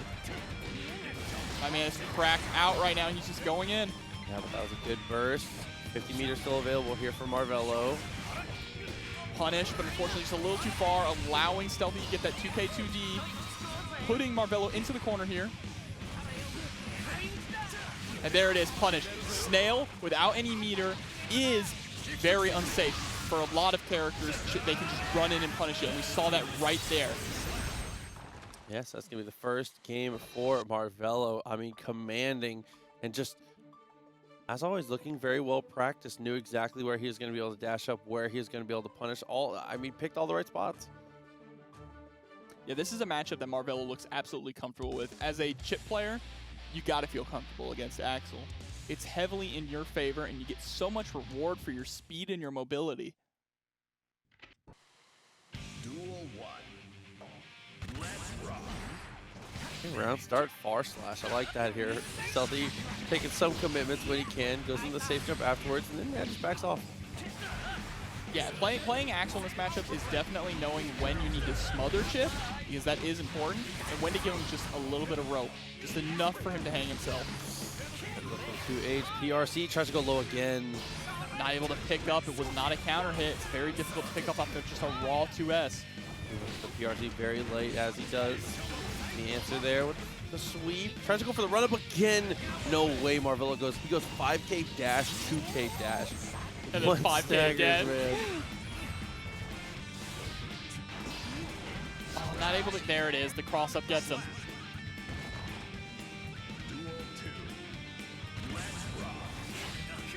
5P into Renson, very nice. Damage down. I like that, slowly moving forward after the explosion, that dash block. Trust block makes that, yeah, punishable from that distance. Beautiful stuff from Marvelo here. There's the throw into the corner. Oh, it goes for an empty jump into something that gets tossed into the corner. He's got a burst to keep his positioning. Yeah, got himself way out of the corner after that, though. Nice follow-up. Alpha Blade, good block on the empty low. The 2S there, tries to go for the overhead. PRC to keep himself safe. Look at these dash blocks. And honestly, for that entire offense string in the middle, Stealthy just turned on all block. Like, it was just, you set the dummy to auto block, bro. He just, nothing was able to open him up. Marvelo threw everything in the kitchen sink, and Stealthy somehow managed to hold up. It got away with his burst, too, is the most important part. And all these cherry bombs are adding up with Chipp, but there's the counter hit jump and baits the burst. This is gonna hurt. Or maybe he didn't want the burst. The meter, good, blocking the cross up. It gets the 2S. Oh, but he isn't able to get anything off of it and just gives Marvelo back his turn. Another great block from Stealthy. He's been blocking these consistently. Nair dash back, with the K instead of the S. Stealthy's got to keep it inside his mind, though, if he gets put in that situation again. Which side is it going to be? Is it going to be another backside for the third time? But he's not going to get a chance because of 6K RRC. Yeah, it's going to be enough to close that. Marvelo continuing to oppress here. And this is just another one of those situations where, like, Stealthy is doing a lot of things right. It's just sometimes you can make all the right choices. The other person can still kind of come up on top, man. Marvelo on this Chipp, it's just so much damage per touch. It's not what you think about when you think Chipp, but man, this patch helped him so much. Yeah, that's just the nature of playing at this level. At this level, you can know the matchup and play so well, but it comes down to player matchup more than character matchup. Of course, character matchup is still a factor. As we're seeing right now, Marvelo is abusing a lot of Chipp's better options over Axel to oppress him. But Stealthy's not going to take it lying down. He gets a half-life damage Axel Bomber combo. Okay, 2D. Okay, so we'll get the knockdown there. Goes to one vision. Doesn't even need it. Just used it for the cancel. Yep, absolutely. And Marvelo holding on to that burst, not trying to be a hero here. He's got multiple games to work with. Great block. Goes to the overhead. No meter to actually block. Cancel or anything there. Big plus frames off the clone, but can't get anything to follow up. Instant air dash over. It goes for the low this time. Empty low again, but this time Stealthy's able to block it. Blocks the overhead too. Not the second one though. Everyone is getting hit by that late PRC. I wonder what, I think a lot of it is just people reacting and trying to swing early to get the punish there. Yeah, it looks like he's trying to catch some fuzzy blocking. Yeah, potentially. And that just block too, keeping him close. All right, Marvelo is sitting on set point. He wants to go to grand finals to get his run back. Great 5K anti here. A lot of time you see that over 6P. Actual 6P might be his weakest button. It absolutely is. This is not great. But Stealthy is controlling the neutral really well in this round. Not letting Marvelo get in at all. But the perfectly placed shuriken allows Marvelo to finally get the touch he needs. Shuriken actually gets a frame trap off the shuriken. Stealthy, he baits out the burst on the wall run. So much damage already. Plenty of meter though here for Stealthy. He gets hit. Is enough to kill? It is. And Marvelo is going to move on to grand finals. Great showing from Stealthy though. And we'll see. We'll see. You know, sometimes you just need that data. You lose, you get that fire lit inside of you, and you come in and win it all. So we're going to see what happens here. Test Your Luck versus Marvelo. Grand Finals, Guilty Gear Strive. Here we go. Early on, Marvelo putting the hurt already and the pressure on Test Your Luck. That press to the corner and forces him to burst. Bursting at half-life, pretty decent here. The Alpha Blade, oh, close last was very close to ending the career here of the ninja. Tries As a dash up, but catches a Beyblade for his trouble. So much damage down. Just going to choose to RC to take it to the wall. Oh, not quite enough to stick, but that's okay. He keeps the wall positioning, but he's not going to keep it if he gets hit by a JD like that. And we're going to go all the way to the other side again. Command throw. One more. Oh, he doesn't even need to. RCs it. What an interesting way to end that interaction, too. He ended the combo with clone to be able to IED afterwards. That was very cute. I haven't seen that before. Oh, trying again to get that punish on the whiff to H, but great backdash there from TestYourLuck and a great Beyblade. Yeah, backdash against Nagoriyuki can backfire quite a few times. Careful for the bite here. And he pops in the corner. He has mirror, tries to go for the instant overhead, gets the fully charged dust while in Blood Rage. Oh my god, no. Look at the life bar, bro. Look at the life bar. Bursts immediately, he wants this. I have never seen that before. That's so sick. I've never seen someone get hit by fully charged 5D in Blood Rage. I thought he was dead, I'm not gonna lie. I'm gonna need to see that on Twitter later, guys, please. Yo, clip that. Try to go for the 2H, nice backdash to avoid. Jump in heavy with IED. Marvelo misses his command grab, though. Oh, the gold burst there from Marvelo. He's going to get some nice damage off of this. Risky gold burst here as the Chipp player. We've already seen, yeah, a counter hit like this can be devastating. Oh, and he changes sides. That's definitely not what TestYourLuck wanted, but it's all right. He pushes him into the other corner anyway. Yep, RC goes in with the RC afterwards. And Marvelo is just fighting his way out of these corners every single time. He has not held himself. He has not been put in the corner for very long at all. Yeah, it feels like a lot of Marvelo's matches. I think finesse has been a good way to describe it, and it's been finesse be damned in that game in particular. He's just been swinging at all points, and they all are finding a way to land. I mean, TestYourLuck played very well. He was even finding the counter hits. Got the sickest fully charged 5D I've ever seen in my life. I mean, yeah, it's just he just gets put in the corner, and before TestYourLuck can do anything, he's immediately waking up, hitting buttons, and getting out. Duel 1. Let's rock. Tries to go for DP at round start. All right, he's already going to be in level 3 blood. He just whiffed too big. Or he's in 2.5. Not too bad. He still could throw out another special move. All right, early burst there to maintain the corner for Marvelo.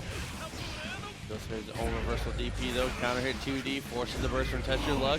Very far on that one. Just caught him as he was about to land too, and gets the wall break also. Gonna get a lot of blood back from that. Auto combo twice in a row will really pay for a lot of your builds here. That's the counter hit from Marvelo. He's gonna choose to use the meter to run him to the corner. He's gonna break the wall. Positive bonus has done really well for Marvelo in so many of these situations. And there's the counter hit. This isn't going to quite be death. He doesn't have enough meters to go for super. Drops the combo because of the tumble. But the fully charged 5 dust didn't have the meter to cover it, and he's going to die for that. No, not quite. Alpha Blade is dealt with. Tried to throw the shuriken. But he gets the whiff punish on the 2H. Oh my god.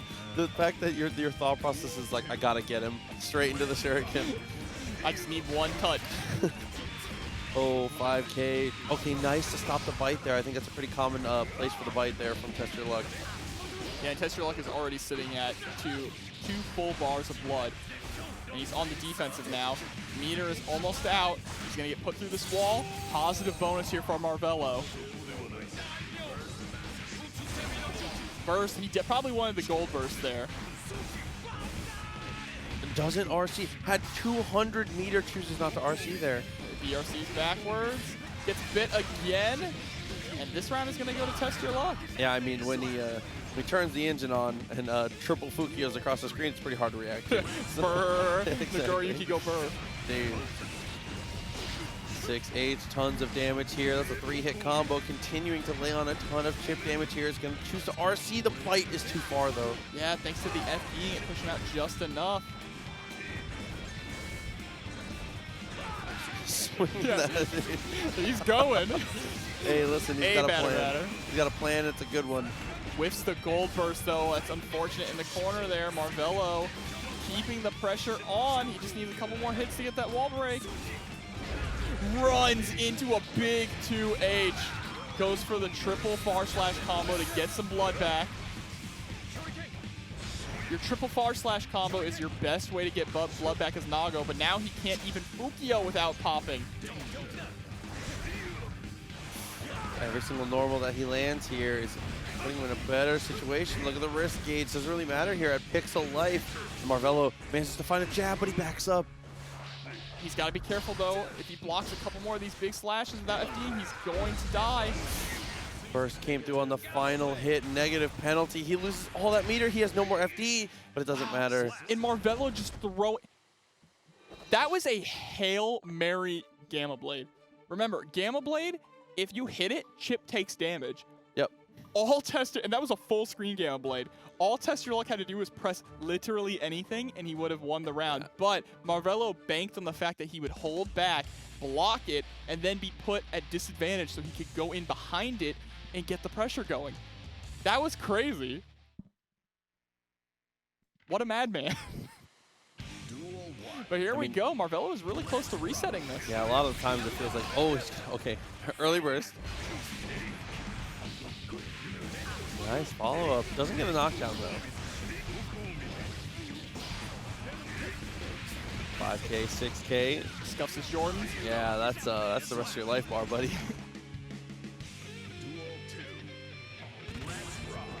Okay, try to go for the IED. Is able to avoid the Beyblade and the Fukyo. Push to the corner. Nice FDs, but it doesn't matter. Another counter hit. Marvelo continues to go. ERC catches him with the 2K, not able to convert. Oh, puts himself into the corner and gets bit. This is TestYourLuck's moment. Can't let it slip out. Marvelo is pretty slippery, but you gotta lock him down. RC to keep the pressure going. Didn't have any more meter to convert off of the fast dust, though. Okay, builds himself up to near max blood here. Pretty decent situation. You have to be careful about how he uses special moves here. Mostly just swinging at this point. And here we go. Marvelo now turning the tables and putting TestYourLuck in the corner, forcing him to burst.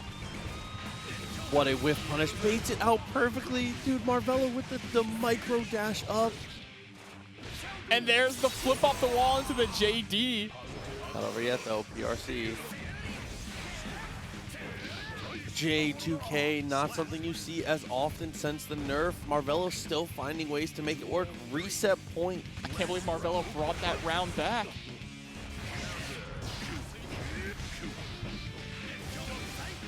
Again, not letting him go for the Fukyo forward. Again, not letting him, always checking it, and that's the blood burst. Burst the pop. Oh man, Marvelo is probably feeling really good about this right now. One more touch. There's the YRC, J2K. Can work out, put him in kind of a dangerous situation. There's a 2H, no follow-up. Gotta be careful, there's the gold burst. Love that backdash to avoid everything but the 5G. TestYourLuck staying alive. 2-1. He is gaming. Yeah, dude, seriously. I mean, this is I don't know, it's really starting to add up here. I'm not sure what the adjustment here is from Marvelo. I think that his game plan is overall very solid. It just is one of those things. One of those decisions didn't go his way, and unfortunately, Chipp versus Nagoriyuki, they all have to go your way. Exactly. I think Marvelo is playing perfectly fine. What he's doing right now is working. He was up 2-0. TestYourLuck was able to pull out that 1, but he's just got to keep the pressure on. He can get this reset. But we'll see what kind of adjustments TestYourLuck makes. Double Fukyo into close slash. Oh man, Oh, his I health love is gone. The far slash auto combo into the 5K and then do it again. I really like that combo route. Oh, trying to go for the burst. I mean, sorry, the bite to end it there. There's the RC. Fast dust, or fully charged dust. Okay, uses that movement speed run from Chipp to push it all the way to the other corner here. The command grab lands, goes to the Alpha Blade. Oh, gets the cross up and a counter hit. Oh, there's the BRC combo. I haven't seen that one in a while. Able to block the YRC. Oh man, and just a picture perfect comeback from Marvelo on that round. Again, reset point.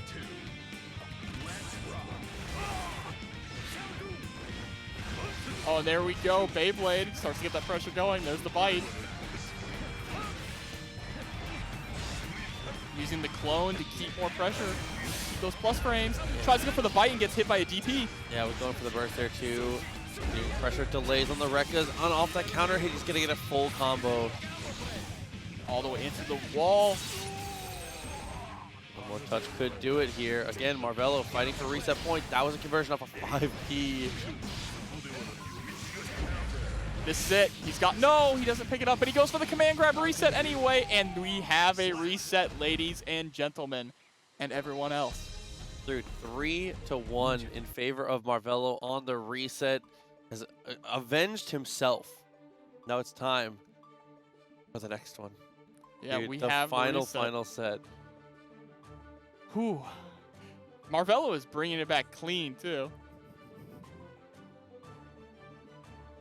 So let's see it as we get back in.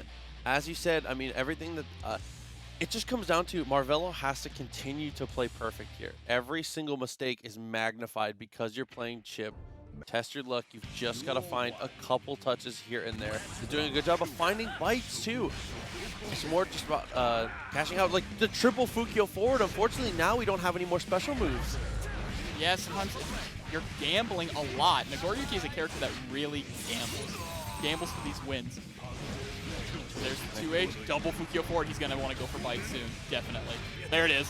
Yeah, you've got to expect it at that point. With the, oh, very lucky for Marvelo to not die for that DP. Yeah, that was a very scrambly situation, but he backdashes the bite, and he's still sitting on a 100-meter here. He might not get the chance to use it. There we go, PRC to continue the combo. Okay, managed to connect with the run up 5H. Continuing pressure here. It is actually enough to break the wall. Oh, there it is. All right, that's going to be around. No, he drops the combo, so unfortunate. No, and this drop combo might turn into a lost round here. Again, he gets the connection. Marvelo is able to get the kill. So unlucky there for Test Your Luck, a dropped combo. Commentator's curse. Oh, man.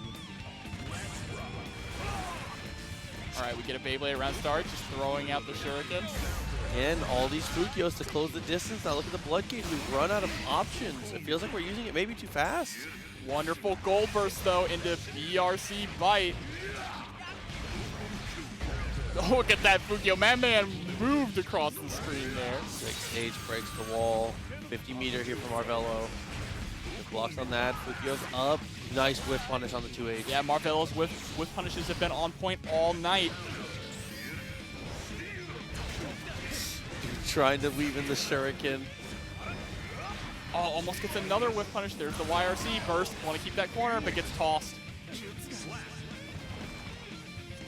Okay, evened up on rounds here. First game is going to matter so much for the momentum of the rest of this set here in the reset of Grand Finals.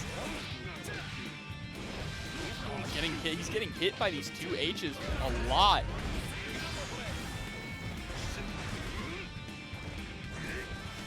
All right, he's trying to find a moment to get in, trying to find that whiff punish. There it is. And he catches him with the counter hit, too. Oh, try to go for the wall cling stuff. Tester Might very luckily was able to tech out of the situation. Dash up from Marvelo. Gets the counter hit. He's going to get the wall break here. Test Your Luck has burst. Be careful. On the first touch, you know what comes. Oh, blocks the YRC, and he's got to make this count. End his life here. He pops. No. He has burst, though. He has burst. He has burst. Any Chipp will do it now. That was such an unfortunate place to burst. Tried to shuriken. Oh my god. Oh, and then the 5D Test Your Luck is able to come across with the first game there, dude. The attempt at the dude, when he tossed the shuriken, I was like, not like this. Anything but this. You don't want to get caught mid-teleport by a tiny little shuriken. Yeah, that pop was so scary. He would have had the round at that moment if he didn't pop.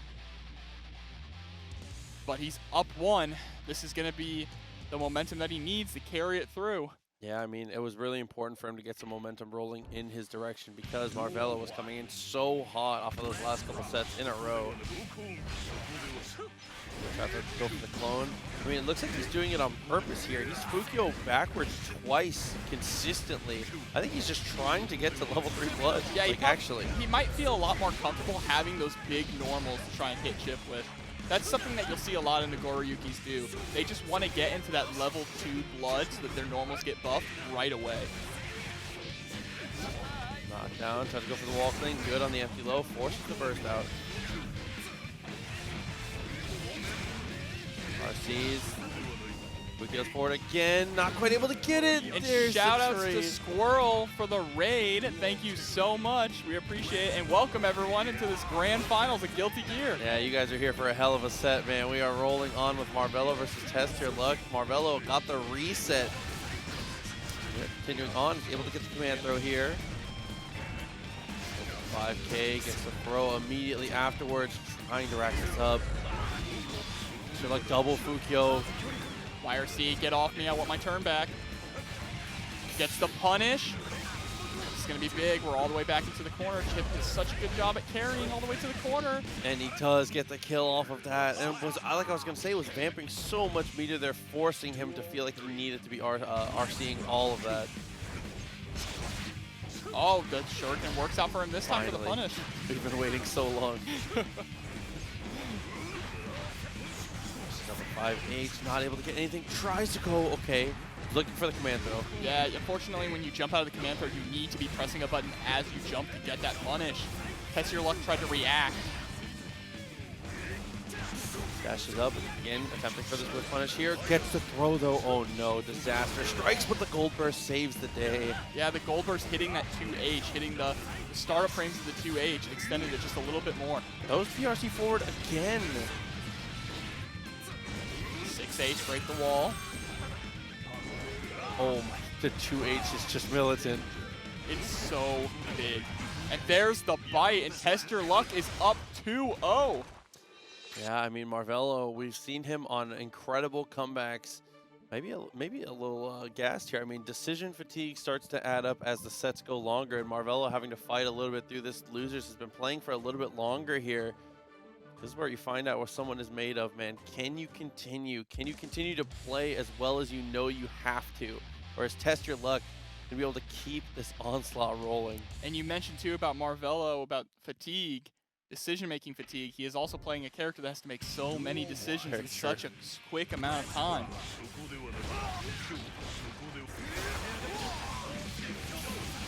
Okay, with the RC already popped, 50 meters spent. Look for the mix up here. Good jump back from TestYourLuck. There's the shuriken working out to beat out the Gamma Blade. Burst is still available here for TestYourLuck. Ooh, that was a tricky little combo, going onto the wall and letting him drop down. A little variation to try and bait the burst. I like that. We like burst safe combos in this house. All right, it's all Marvelo so far this round. But again, all Nagoriyuki needs is that. I was going to say 2S dashes up. Great contest there, though. In the PRC. Okay, Marvelo looking a little different on this one.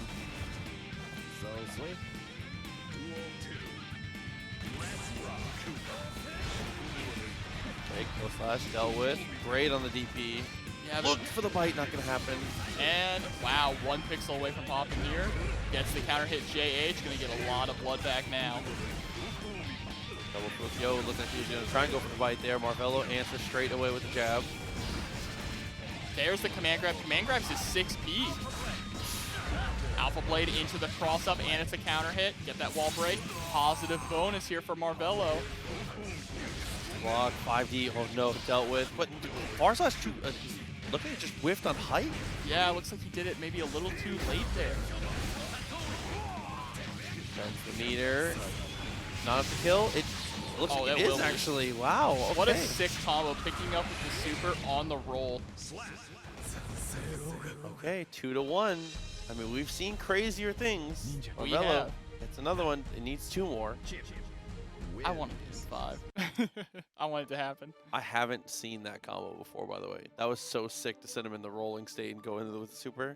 Yeah, it's godlike. I feel like they may have taken that from Leo players who put you in, in the roll and then hit you with the super. When he throws the toaster strudel at you. I hate that the super. massive pancake.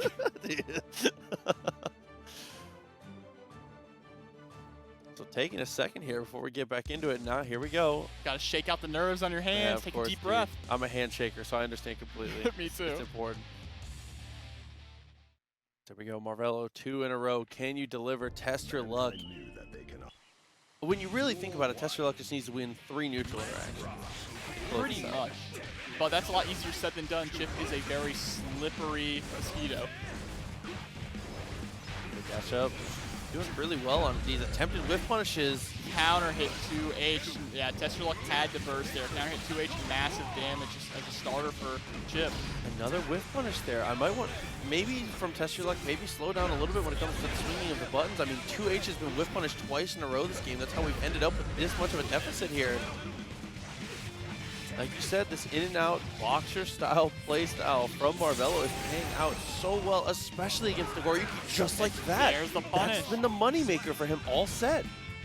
He is just a god at whiff punishing. We've seen it all night. That's what I want to see. If you're going to go in, let's go in all the way up. Yeah, TestYourLuck needs to pick less risky options in neutral when he's throwing out these buttons. He's just allowing Marvelo to get in and punish him for free. Blood Gauge can't go forward again to try and chase Marvelo. Huge life deficit. Oh, and That 2S into 5-8. incredibly smart. He did the short Fukio, knowing that once he teleported, Marvelo would start mashing. So course. Marvelo hit 5P and then got whiff punished with the 2S. Go forward again. Try to go for the 2S. We dealt with the counter hit knockdown. Goes for the clone.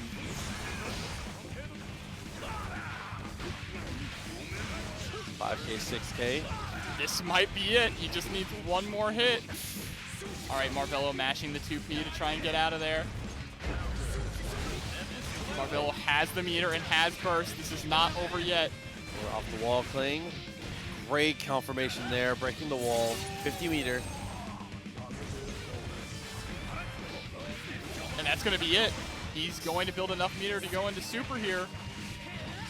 No, he doesn't. Just he's one away. No way. 2H. Oh, this is trouble. He burst. Okay, Gold very burst. good, There's very the good. super. Had a PRC. The Shuriken! The Shuriken takes the round! Marvelo is now set at 2-2. We've been talking about it all night. Was there ever a better way? Go home for and it be to a go on? ninja. We've been talking about the Shuriken all night. It finally happens. Oh my god, dude. 2-2. The fated matchup. That was godlike. Oh Final game off the reset. Here we go. This is what I wanted. I wanted a game 5. This is Oh, exciting. man. Here we go, everyone. This is it. This is for our Guilty Gear Strive Tampa Never Sleeps champion this week. Final game. Marvelo versus TestYourLuck. And with the Fukio backwards. Built up the floodgate so high, but at what cost? It's just a pixel of gold for the gold burst. Air dashed in and whiff punished him with the gold burst. He's feeling himself. You don't do that unless you're feeling yourself. PRC, he just blocks afterwards, but can't hit anything. Goes for the auto combo. Fukio's forward afterwards, but gets cleaned up for it. And trying to pay burst now. Marvelo is starting to throw that in. Yeah, Marvelo's getting a little more spicy. There's the burst to get away from the command grab. Shuriken again. Another one. Dude, it's actually kind of sick. It's actually really stuffing the Gamma Blade. Oh, there's the pop, but he doesn't have the meter to go for a super. Oh, he's bleeding out here. That's exactly what Marvelo needs to do. Just hold back, let it do the work for you. Oh no, but it doesn't matter how much work it does if you can't close it yourself. TestYourLuck is threatening tournament point now. This might be our final round. Oh, he went for it all right there. He tested his luck right there for sure. Dash up 5Ks, tries to go for the sweep afterwards. Nice conversion there. Yeah, Push all to the way. other corner. Goes for the big wall run. Delayed Rekkas has to RC because the overhead was going to get him killed. What a brave match. No way. Is he getting hit? He Okay, doesn't. He nice blocks block. it, but TestYourLuck is still safe. He's going to get burst here on this next hit. Next time Marvelo hits him, he has burst. Both players getting burst at the exact same time here. Is TestYourLuck going to want to spend it to try and stay alive? Oh no. Oh no. This is Oh, the 2H picks the wrong button. Final round. final round. He Final whiff round. punishes him with the far slash. Oh, Here no. we go. All right, early burst from Marvelo. He has to do it, but now he no longer has a burst for the rest of this game. There's the counter hit. All right, The burst burst pushes is him now away. off the table. Pushes him so far away. This is it. Whoever wins neutral. Well, looking for the IED, trying to go for the 2H, 2S. 60 attempt, good with punish. RC, we're going to go for a wall run combo, get that positive bonus and the wall break. The meter here for TestYourLuck already, though. Plenty of blood gates to play with here. Goes for the PRC. Second jump away from Marvelo. Gets with the JK, almost able to convert. He has nothing though. Can't use any special moves. What Fukyo, and he's out of gas. And he's got Chipp on top of him. There's the RC. This is going to be a wall break combo. No, he doesn't go for the wall break. Instead, tries to go for the 6K reset. Another clean hit. Still not enough to kill. Looks for the overhead. There's He gets the burst burst. again. Oh, he tries to get him with the shuriken. Oh, he blocked the shuriken. And the 6K. overhead. Marvelo taking it all the way from loser's side to game 5 and winning the entire thing.